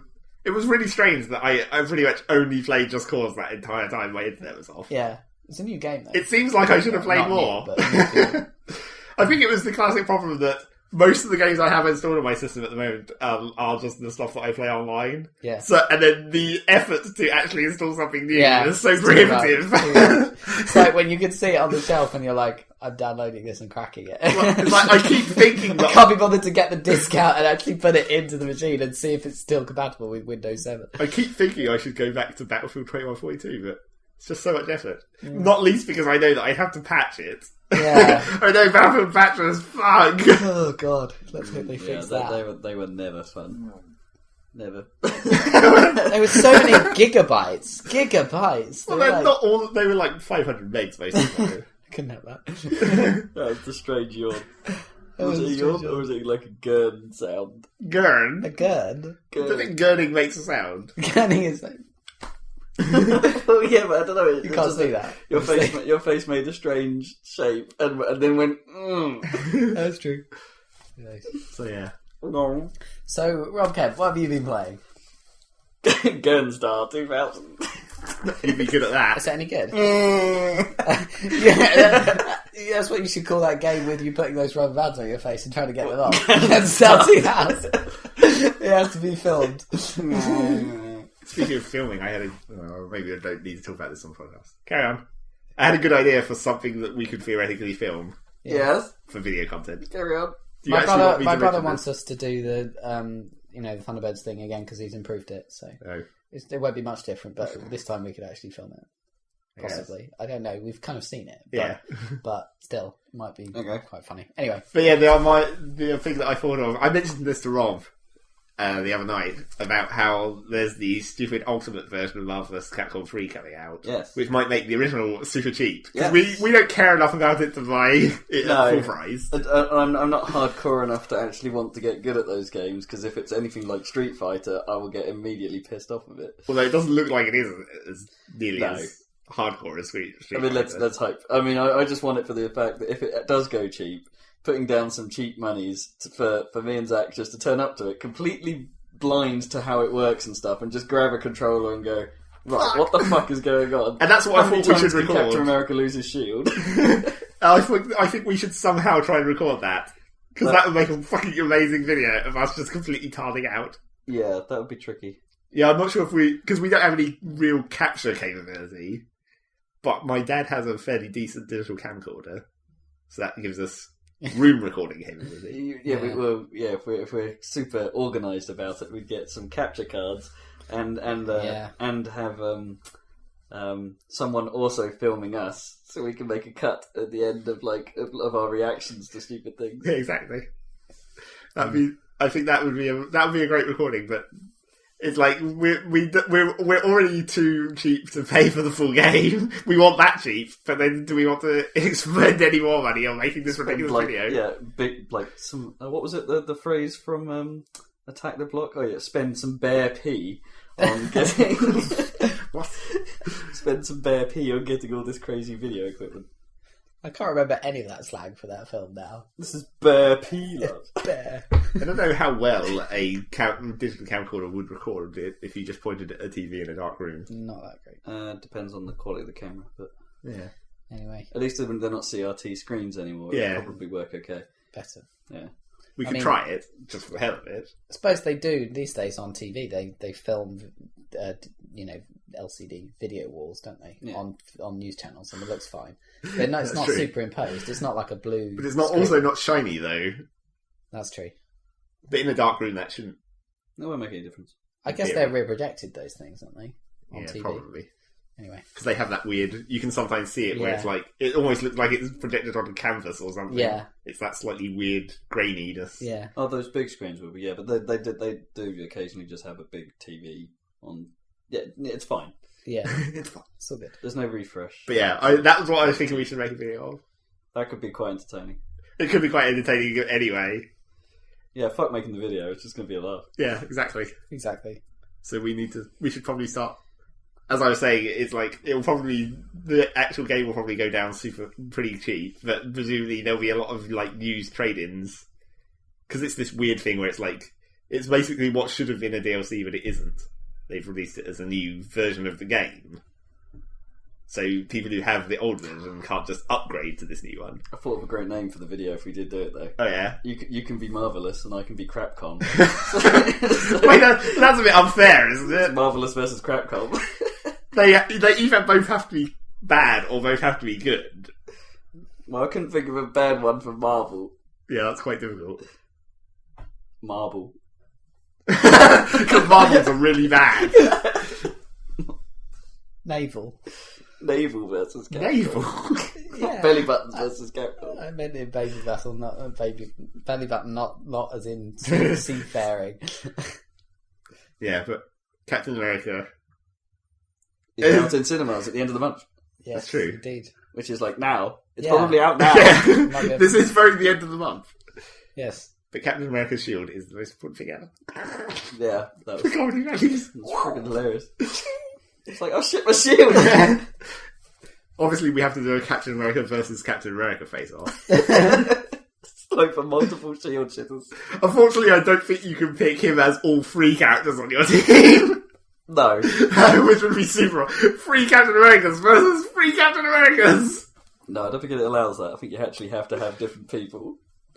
Truth, justice, and the American way. Although some of it, That would be my 3 characters.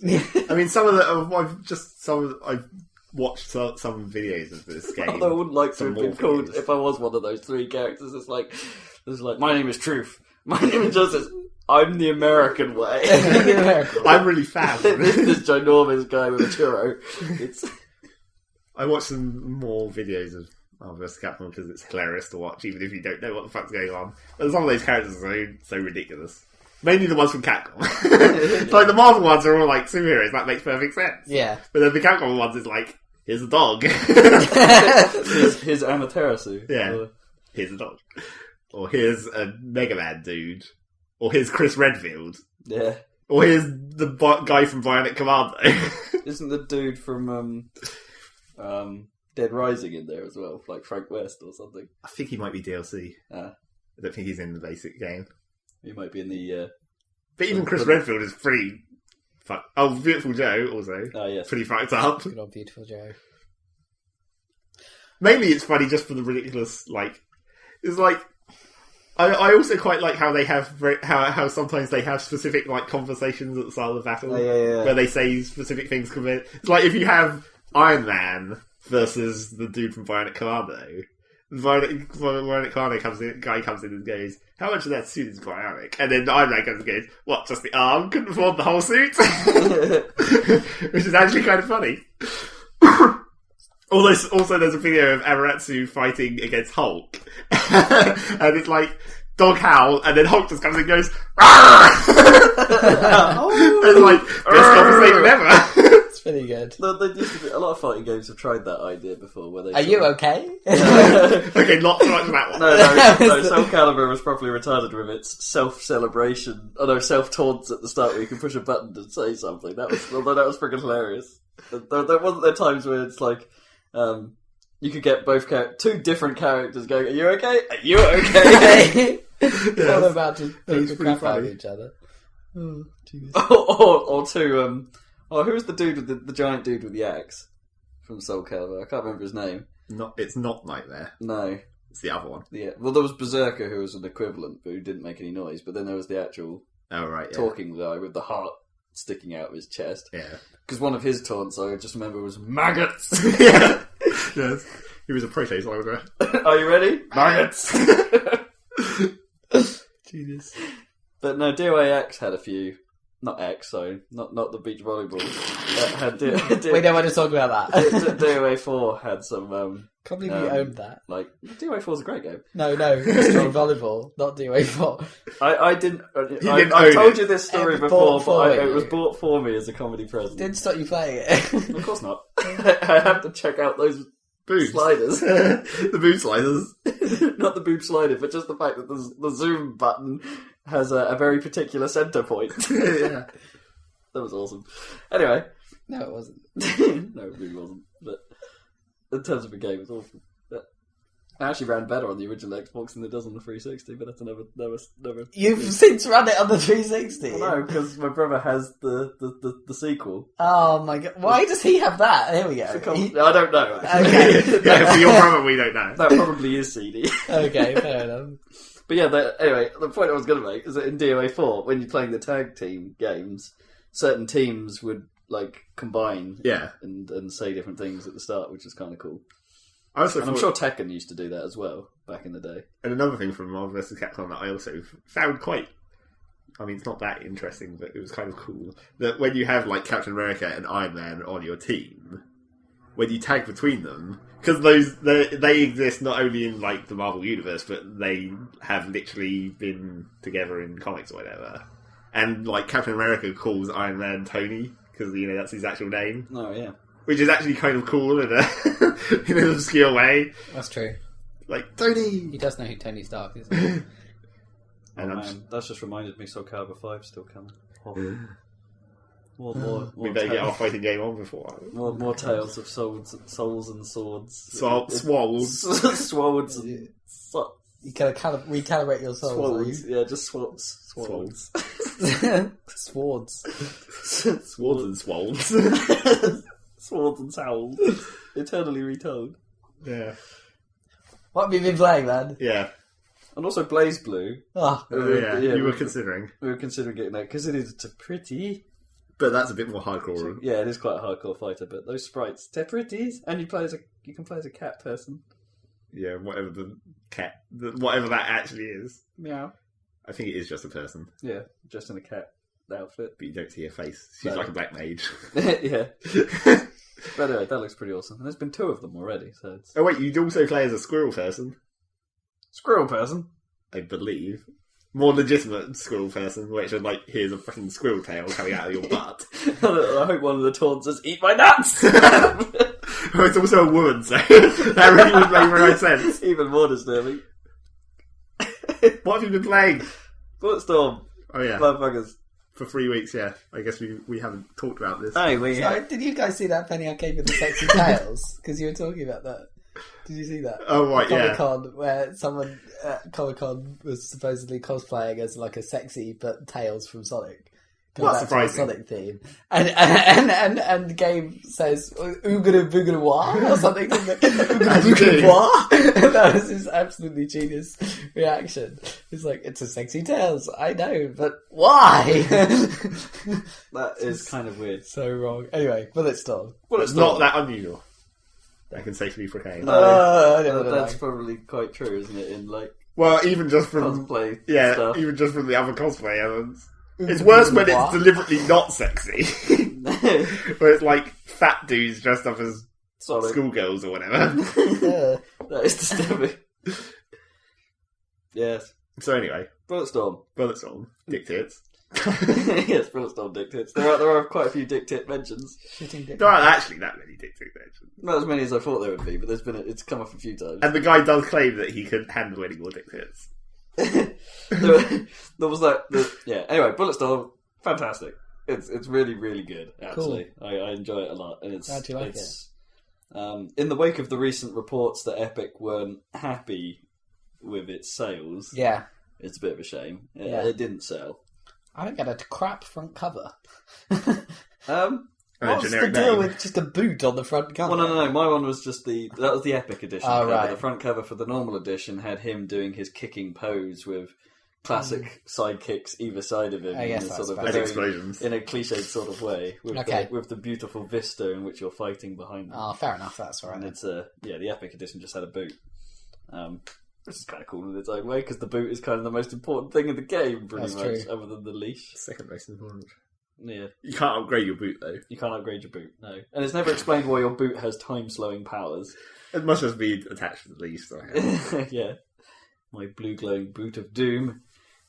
But it's, it's just totally awesome. For those of you not in the know, it's a crazy epic shooter that couldn't really have been made by anyone else, really. It was people that can fly, isn't it? So it's the people that made Painkiller, which was notably insane at the time, for shurikens with lightning. Which is just amazing. Yeah.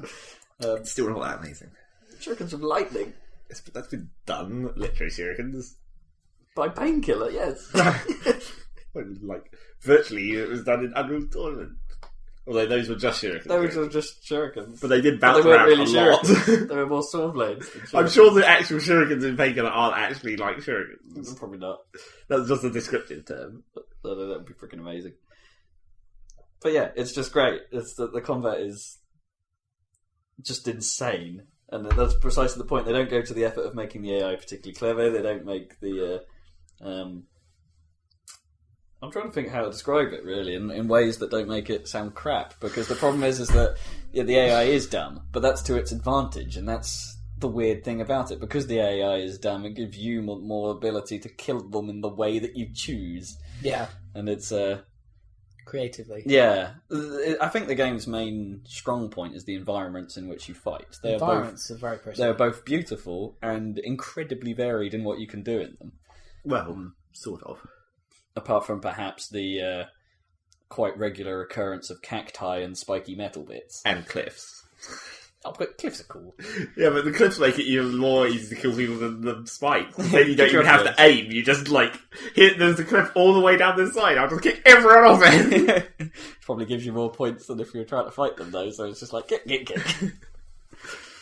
But, yeah, it's cool. It's got a weapon upgrade system that is paced throughout the game, so you can't just upgrade everything. If you're playing amazingly, for instance, you can't just spend all your points and upgrade immediately. Could you spend all your points to upgrade just one gun? Yeah, and the game kind of does. You're kind of forced to do that in a way because you get your gun, then you'll upgrade it with the points you have, and then pretty much after you've spent your points, another gun will become available to you. So then you'll spend any points you gain after that on ammo and get that gun up to spec, and then you get the leash, and which you then. The leash is one of the ones you probably upgrade as you go because it's more expensive. And then you start getting the more expensive weapons come up where upgrading them costs more and their charge shots cost more to keep maintained and things like that. But even the weapons are quite awesome. It has your standard affair shotgun, your standard pistol, your standard assault rifle. Nothing standard about that shotgun. It's full round. Except it's really shit. It's like a shotgun. It looks different, but it's a shotgun. Yeah.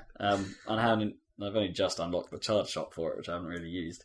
The pistol, out of those standard weapons, is the most interesting one because it fires flares as its option, which can attach to people and send them flying and then explode, which is funny, and set stuff on fire. Yay. And these flares sound like fireworks. Fireworks, as opposed to Just like Team Fortress. Yeah. So they're pretty cool.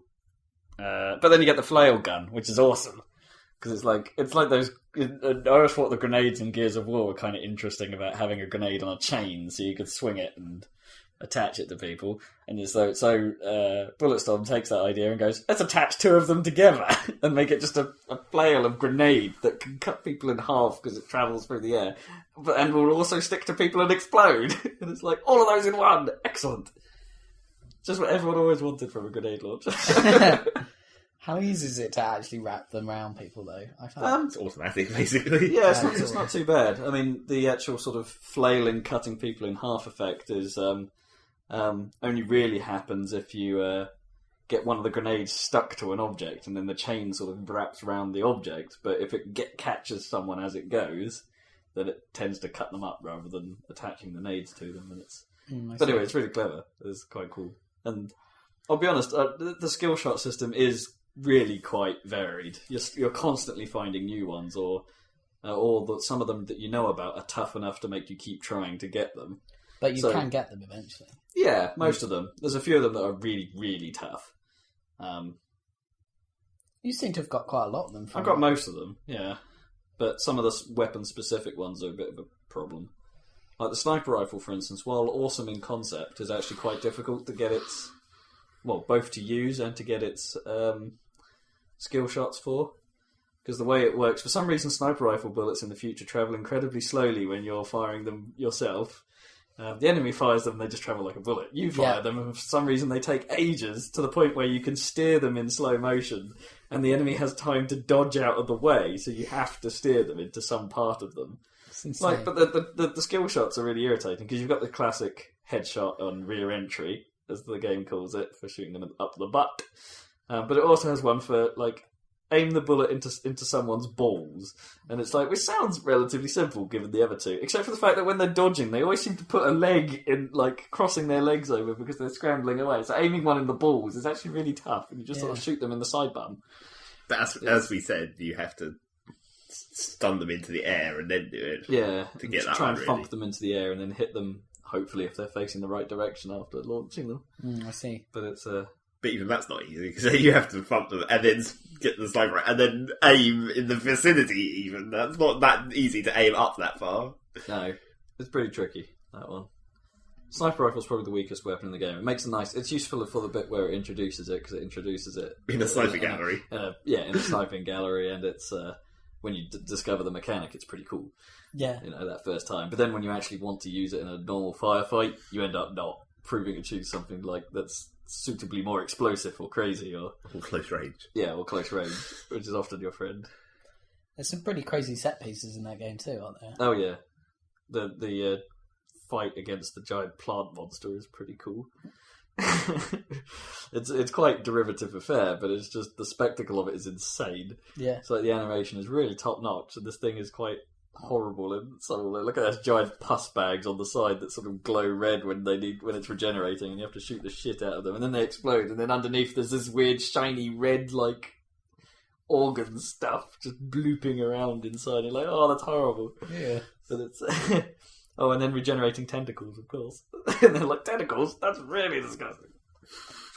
In the middle of this complex fight. Although the game is smart enough to give you unlimited ammo at that point, because it's just a really long fight, so you don't run out of ammo, and it's like, oh, great, that's handy. Does it explain that at all? Nope. No. It would have been impossible without it. And, and the comedy is... we know what the comedy was going to be like getting into this because of all the reviews and things. Yeah. I thought it was funny in places. It's definitely funnier than anything in Duke Nukem. It definitely is genuinely funny in places, especially when the game starts sort of ripping itself, which it does about halfway through. That's cool. Like when you meet Trishka, for instance, and she's sort of shouting across the pond, "I'm going to kill your dick!" And your own guy is going, "What does that even mean?" Kill my dick. Honestly. Yeah. And the section towards the end where something happens and he's just like, I feel like this is the time where I should normally make some kind of witty comment or something. It just feels like one of those times. And then he doesn't. That's just it. And the other guy says like, well... Don't start now. Don't start now, yeah, exactly. Yeah. No, it's brilliant. It's just good. I don't really know what to say really. I was trying to think how many types of liquor there are in terms of insults in the game, because during the multiplayer aspects are kind of interesting because it's like a co-op horde mode with special skill shots for co-op play, which is great. Like 2 people leashing one enemy can pull them apart and you'll get a tug of war achievement. Or something. It looks really cool. But at the start of every round or something, you've got the general of the squad, the bad guy general, who is the most... He's the most bad-mouthed person in the game, constantly shouting things at you, basically, if you do things well. And at the start of every round, for instance, when you get these drop pods appear to restock and upgrade and stuff at the start of each wave, but he accompanies them with some kind of, like, comment, and most of them involve some kind of liquor insult against you, like, so there's boot lickers, shit lickers, dirt lickers. I see. I'm sure there's rim liquor at some point, perhaps, but it's like, there's lots of liquors. I thought you were talking about different kinds of booze. Different kinds of booze. No. Oh, I love that. The fruit in the world is called Om. So the beer is called, and the booze is called Om juice. And if you feed one of those fruit to a Venus man-eater, you get an achievement labelled Om Nom Nom. Of course you do. Om Nom Nom. It's great. Om juice. I don't really know what to say about it, really, because it is what it is, and it's great. Are you going to go back to it? Oh, yeah. Cool. I haven't finished it yet. All right, cool. I'm most of the way through it, but I haven't finished it yet. And I've played a few of the echoes as well, because the game has this campaign mode, which makes the skill shot system worthwhile because the points you earn let you do the upgrade system. But the echoes mode is just short portions of the game. Like, it picks the best runs from the game and then makes you do a time trial / score attack on it, and which works surprisingly well because the game scoring system rewards you not just scoring the most points from skill points, but actually you get more points by using all of the skill shots available to you. Okay. So the first time you use a skill shot, it's worth quite a lot more than if you use it the subsequent times. So you have to mix it up. So the best routes in those stages is to mix up your play, and it forces. I have had to play the ones I've done several times in order to find a route to 3-star them, and but it does force you to think about how you're going to do it. It's not just your standard Call of Duty, walk forwards, take a shot, walk forwards, take a shot, kill everyone in the room, run forward. You actually have to think about what you're going to do and how to plan the road, and then do it fast. And that works great. If that was in co-op, if they were co-op echoes, I think that would have been one hell of a step forward. And actually, that's one of the game's biggest flaws. There's a lack of campaign co-op. Oh, that's odd. The co-op is relegated to that online horde mode. Oh, okay. It's given that you spend the vast majority of the game with at least one AI partner. Teammate. That seems a bit of an oversight. And it would have been, although perhaps during the game you only have one leash, like normally, so in co-op there'd be like several of them, I suppose, which might be a bit mental. That's true. But it is a shame, because I think it would have worked really well. There's not really many points in the game I could think where actually co-op would be a bad idea. It's I suppose only one person could control the giant stomping dinosaur. Yeah, true. But the other guy could be clearing up the dudes that you don't see and are coming up behind you. That's true. I don't know. It could have worked, and it's a bit of a shame that it's not there. Oh, never mind. It's a minor flaw. One of the things. Minor flaw in what is an otherwise great game, and I hope to see more of it. But I'm not sure we will, because of the way Epic are describing it as a fun experiment kind of thing. I don't think we'll see another Bulletstorm, but those guys will make another game. Oh yeah, no, People Can Fly will stay. They're obviously very talented, but it'd be disappointing, because I think that's the other thing. I haven't got there yet, but apparently the ending to Bulletstorm is a bit cliffhangery. Oh, lame. Is a bit set. Let's do another one setup. Probably shouldn't have done that. No, I don't know why first games suddenly have to do that. Yeah, like make the assumption, oh, this is good. Let's make us. We'll obviously be making another one. Yeah, that's quite an assumption to make in the current industry. And you don't have to do that. Though. I mean, the game has to be successful, and this is a case of essentially a AAA release that hasn't been that successful. But no one makes really long games any longer, though, so they don't have to stretch out their story or whatever. That is, you could argue that that's another flaw of Bulletstorm. It is short. We're talking 6 hours max, which is not crazy short, but it is short. And to be fair, that's probably the perfect length for the game, because by the end of it, it's running out of tricks. You've seen it all by about 3/4 of the way through. That doesn't stop it from being fun, but it's just not doing much new at that point, which is again, minor thing, but it means it makes the length not feel so bad. Plus, it's replayable because of all the extra stuff and all the echoes and things. So it's not bad. It's just not crazy value for money like Halo's multiplayer and stuff like that. Yeah, Halo, the original Halo didn't have a cliffhanger ending, didn't stop there being good sequels. I mean, I don't know why people insist on it these days. It's really dumb. It's dumb. Star Wars didn't have a cliffhanger ending, didn't stop the Empire Strikes Back. Not a cliffhanger ending for Halo, though. They do have to, get back to Earth or whatever. That was a good ending. Yeah, but it was a satisfying ending. Yeah. It didn't leave you going, what's going to happen next? Well, compared to Halo 2, obviously. Well, yeah, the second one in the series can have a cliffhanger, but the first one, not so good. Would you Empire Strikes Back has a cliffhanger, sort of. It's like, what's going to happen to Han Solo? He's been taken by Jabba the Hutt, and we're going to rescue him. That's like a cliffhanger, almost. Whereas the first one, it's like, hey, we won the battle, here's some medals, that's the end. Yes, but those were the times when you didn't know whether... It's like you didn't know whether... You didn't automatically assume everything was going to be successful. Which is what they do now. But why is that any different now?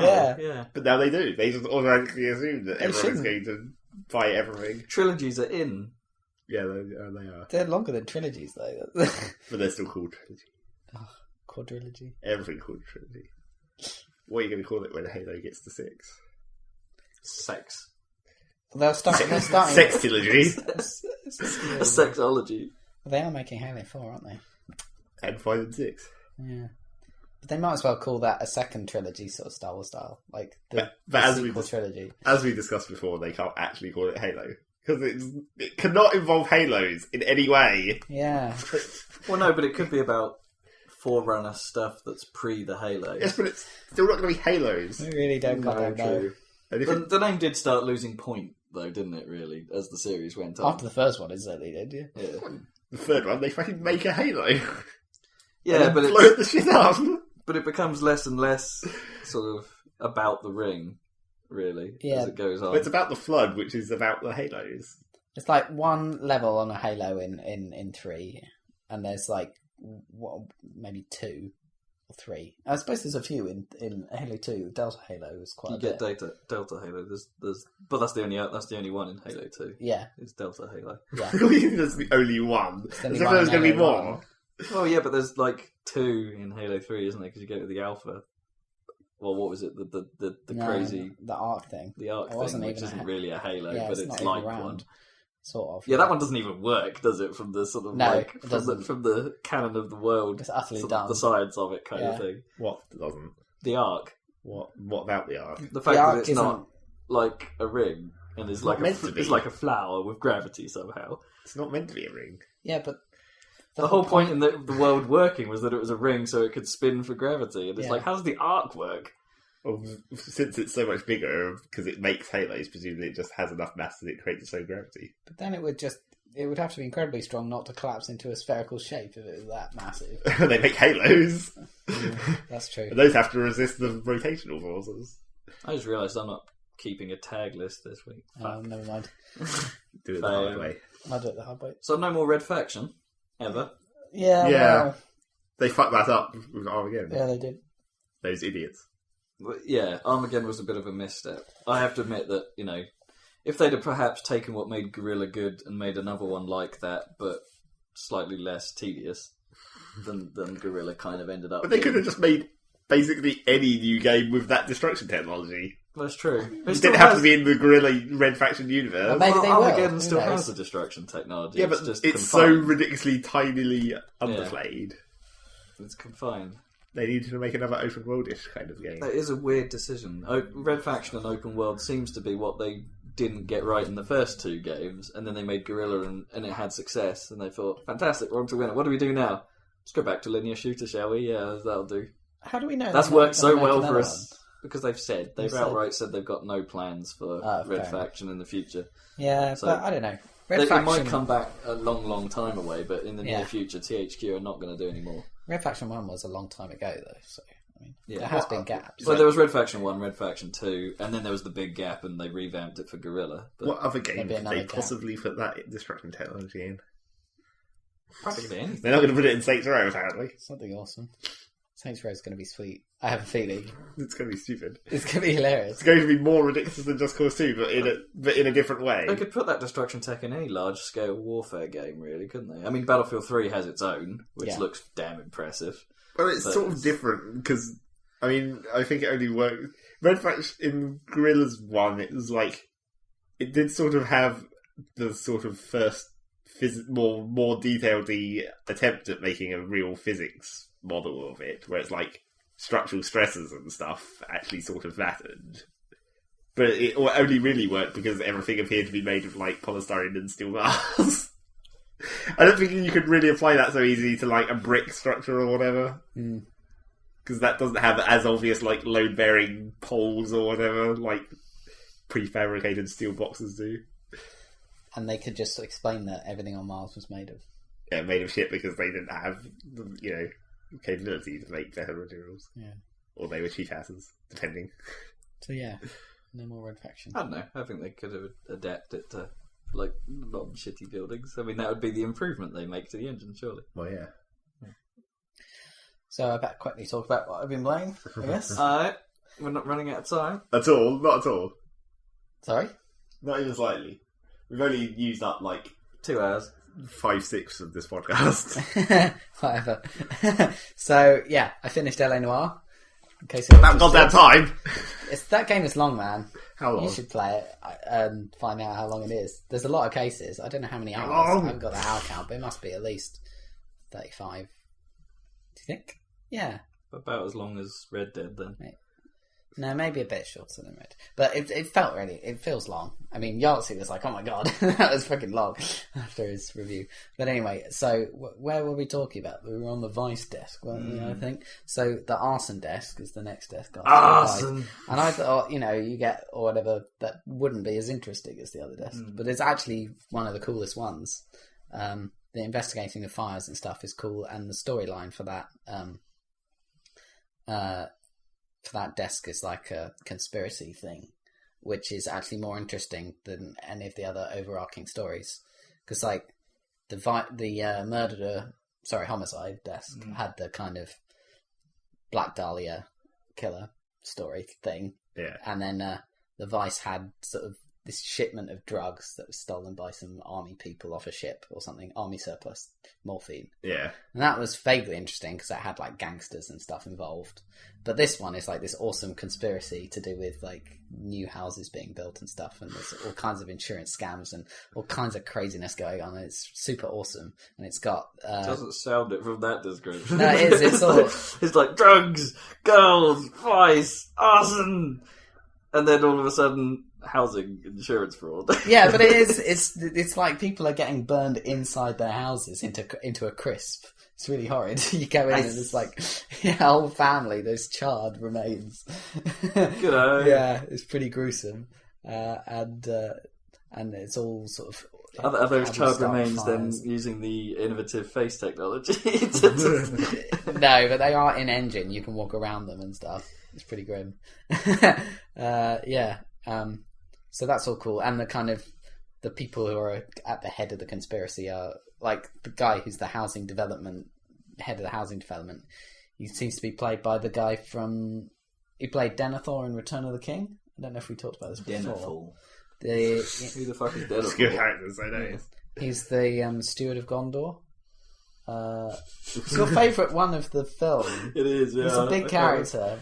He's the guy who is in charge of Gondor and is like up in the tower, and he's like, no.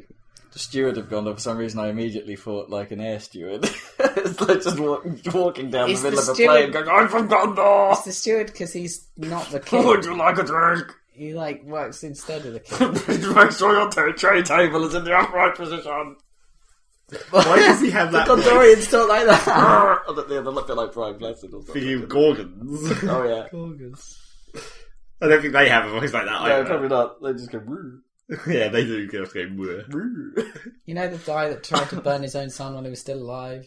Oh! Right, yeah. Denethor. No, yeah. You mean now. Anyway, yeah. So he plays this real estate magnate guy who's really, really creepy and weird. I'm a fire in my Gondor!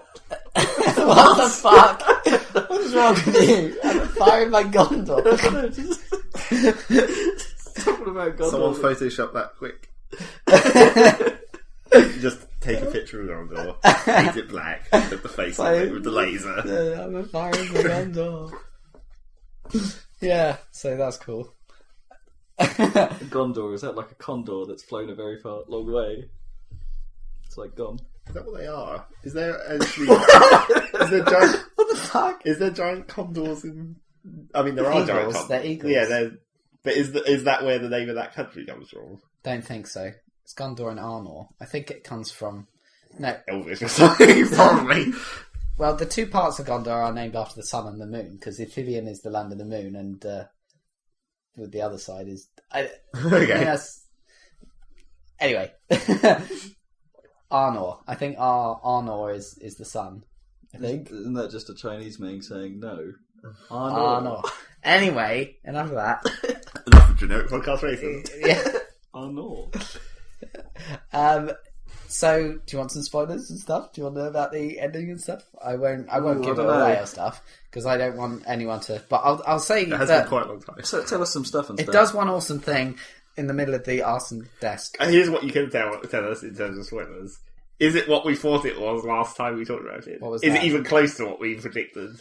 No. Travel Okay. So no. The answer to that is no. What we predicted about World War II flashback was actually not it. Okay. Oh. So how do those fit in? So do they fit in? Do they actually matter? Do they have a point? What, the story? The World War II story? Yeah, it does matter. Yeah. Apart from the army surplus stuff. No, it does matter beyond that, and that it does take part in the ending, but it's not. The ending isn't a flashback to World War II. It's it's the end of the story. Wait, so you're telling us that the flame for it is in the normal world? Oh no, but that's dumb. So it does quite a good. It does one of those. I don't know A few games have done this, and it's all. I always think it's really effective, usually. But Halo 2 was one of the first ones to do it, where it's like a cutscene involving characters that aren't your player character, and then it ends, and you're like, "Shit, I'm in control of someone else." Yeah, that happens in Batman, doesn't it? At one point, and some games do it, and I always think it always works really well. Especially when it's not announced. Because you're never expecting it. It's like, what? Sorry, what? You're like, what the fuck? And it's like a really exciting moment, usually. And it does that, and that is really cool. So then it kind of splits the story between the guy you've been playing all along and the new guy, up until the end. And when you've got the flamethrower at the end, you actually are the new guy, rather than the old guy. Well, that makes sense. But then, the actual ending, they do... spoilers and everything, but they do spoilers. Basically, they do similar to if you've played to the end of Red Dead, they do something similar to what happens at the end of Red Dead, but not nearly as well. No. So I thought the ending was pretty lame. I mean, the actual running around with someone dies. Yeah, someone dies, but that happens, in lots of stories and stuff. But I mean, you can do that well, or you can do it badly, and I didn't think they earned it. I don't think they... Your death was not earned. You must carry on living as undead. I don't know. I just didn't think it... Are they going to do a zombie nightmare of L.A Noire? That'd be awesome. Oh, there's going to be new Red Dead DLC, apparently. Indian themed, which sounds freaking sweet. Wasn't it for the low price of $0 as well? Is it? Oh no, there's a pack where you can play as a few new characters in the multiplayer. Right, no. Like Mavericks and Myths or something is called. But... Oh, right, but I'm hoping for another single-player one that's better than Undead Nightmare, because that was fine, but it wasn't... it was a bit strange. I'd like to see zombies in L.A Noire. See how they fit in somehow. Yeah, that'd be cool. Zombie working the arse in the desk. Yeah. How are you getting on with that case? But the thing is, the individual cases are still pretty great. Imagine the interview process with a zombie. How can you tell if he's lying? That'd be great. That's a lie. Doubt. Doubt. Yeah. Did you eat his brains? I believe you.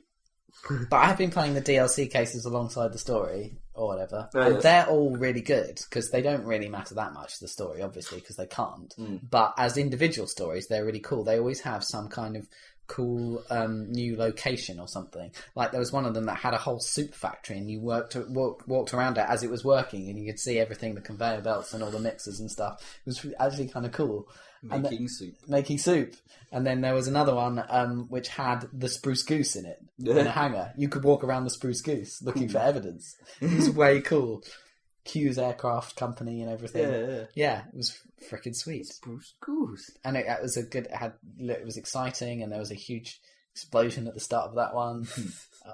Although I thought there was... They finished the run of the I think they have. Then. Yeah, I think so. I'm not sure, but I think it's mostly done. I went back and did the traffic case because I'd gone past that point in the game, obviously, and that was another good one.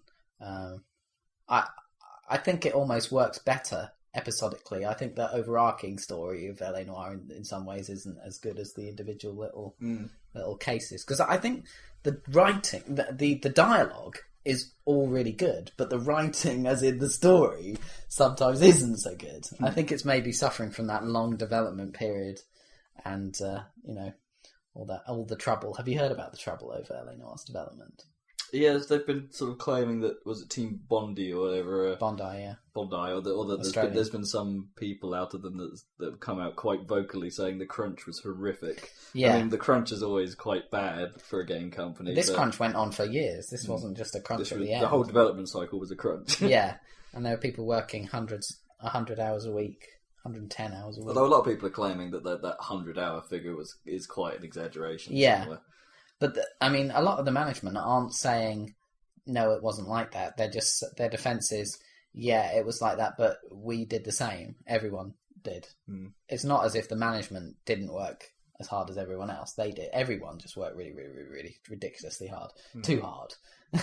Which isn't that good an excuse, really. They were burning through people. Like, they'd get on a graduate, they'd burn them out by working them 100 hours a week or whatever, and then they'd fire them. How is and that get even somebody possible? else. You're talking like I don't know. They're in Australia. There's not that many. They're in Australia. The days are longer. They have like extra hours. There's not that many games companies in Australia. They're mostly shut down, apart from Team Bonder. And I imagine there's quite a few people studying out there. Oh yeah, that's some news. Apparently, Australia is getting a proper R rating now. Yeah. Oh yeah, so they can have real games.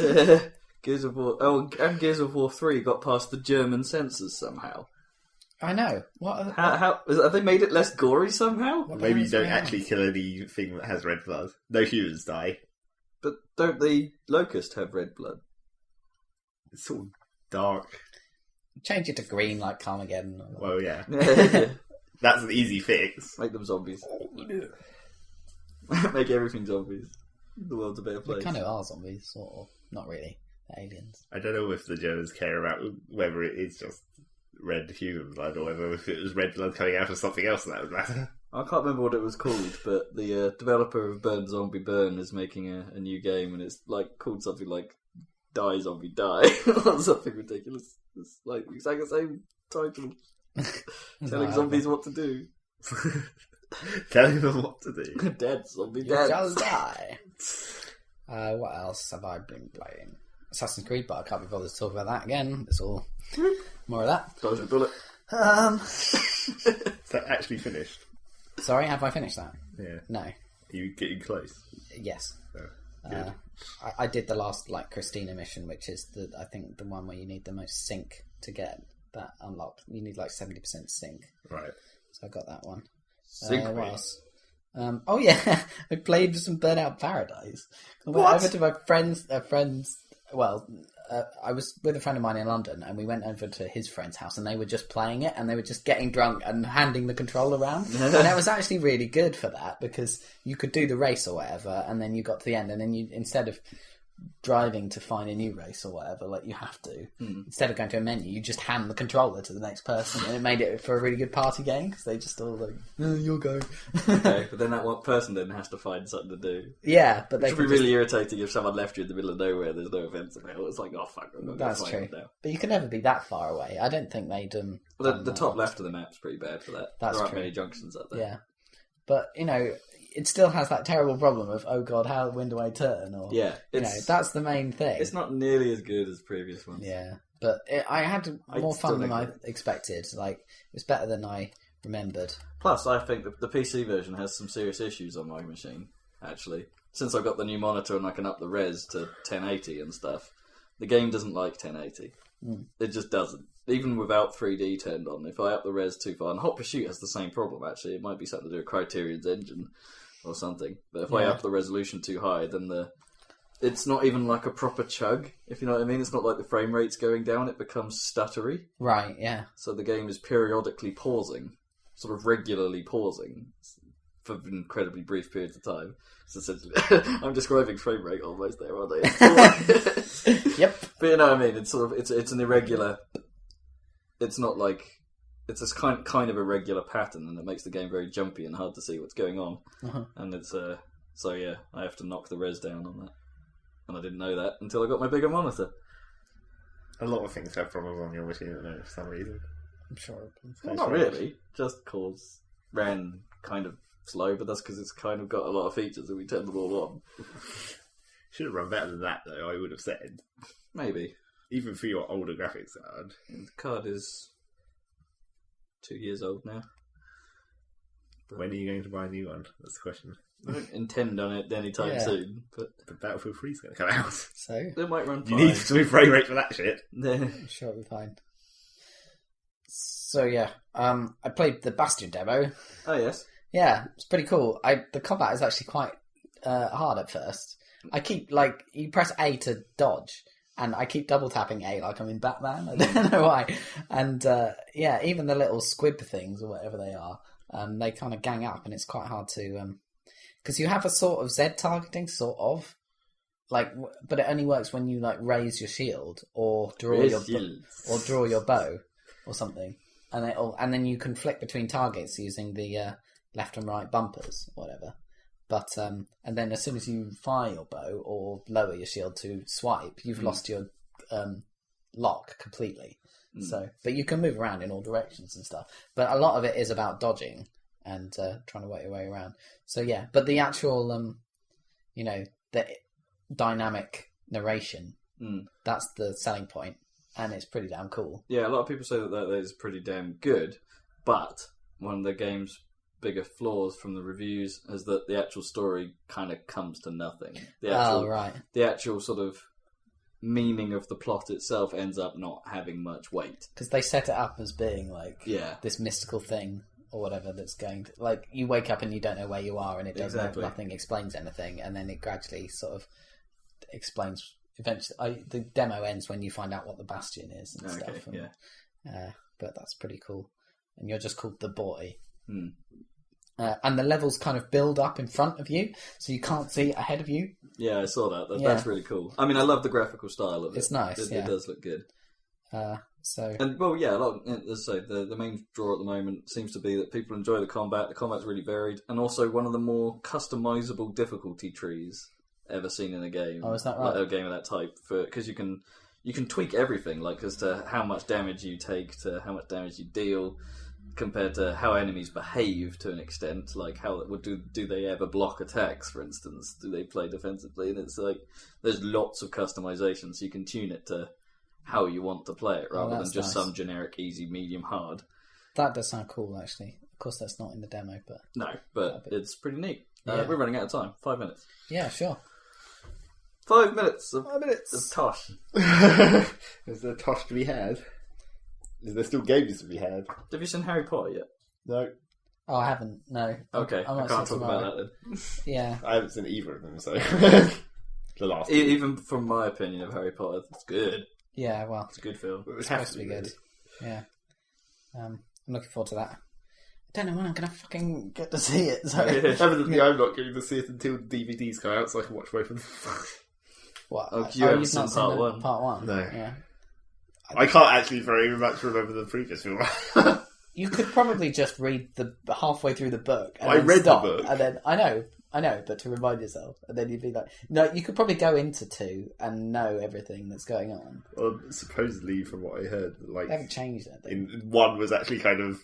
not actually very much happened. It's they stretched out... No, but that's what happened in the book. Yeah, but that's the trouble. It's they stretched out the film into 2 films, but then they didn't account for the fact that actually nothing was going to happen in the first film. No, the first film's more about the atmosphere than the actual what happens. Yeah. It's not as enjoyable, I'll admit, as some of the other ones because of that. It's not as outright... Wham bam, thank you. It was enjoyable to you. No, it's not. It's not exactly my type of film, but it's good at what it's trying to do. There's a lot hanging around in the tent, just like in the book. Yeah. It's tent time. They even, at one point, they get so bored in the tent, they start dancing to Nick Cave for no reason. Yes, they do. It's what? Yeah. So, yes. Captain America next. Captain America, yeah. Damn it. I'm going to see Harry Potter. I think if I go to London, and I'm with my brother tomorrow, he'd probably want to see Captain America. Plus, as I said before the podcast, I'm now rethinking whether to buy Kinect again. So there may be more Kinect-based stuff to talk about. Oh, Kinect almost has bears. Oh, I heard about that. Pandas and shit. That look like they're animated in exactly the same way. They didn't bother doing new animations. That's going to be terrible. By the looks of it. So it's just really all they did was turn up the fatness slider. Basically, yeah. Fat cubs that turn into bears. Yeah. You just take a tiger, turn up the fat slider, and it becomes bear shaped. So we're teaching kids about even more animals that will maul you to death. Give them a false sense of security about them. They're just going to work their way through all the classic black and white creatures, aren't they? From tiger monkeys. through to... Monkeys, yeah. Monkeys next, is it? Cow. Oh, that'd be sweet. The cow was amazing. The cow was the coolest one. Both animals. Man, that game wasn't really a game, but it was cool. Not cool enough. No. Damn it. That cow had a jiggly udder. Stop making that Fable. Cow would constantly jiggle its own udder. It did sound a bit retarded as a cow. Well, what else noise was it going to make? Well, no, but even the moo didn't sound quite right. It's possible for a cow possibly to have a dignified. Well, the trouble was that it was. But it was just most of the time, it was it was always scared of everything. So it would be constantly going. Yeah, that's true. Was that just yours in particular, or was it just its temperament? I think it starts off in that kind of... I mean, obviously, as you progress your creature, you could probably make it less pansy. Yeah. Like death cow of doom. And it had that one sound effect that I heard all the time. I can't remember what it was when it would make that sound effect. It's one of its generic idle sound effects. Where it was just like a series of little moves sort of in a row. It would be like... You'd hear that all the time. And the soundtrack was just sort of... and then...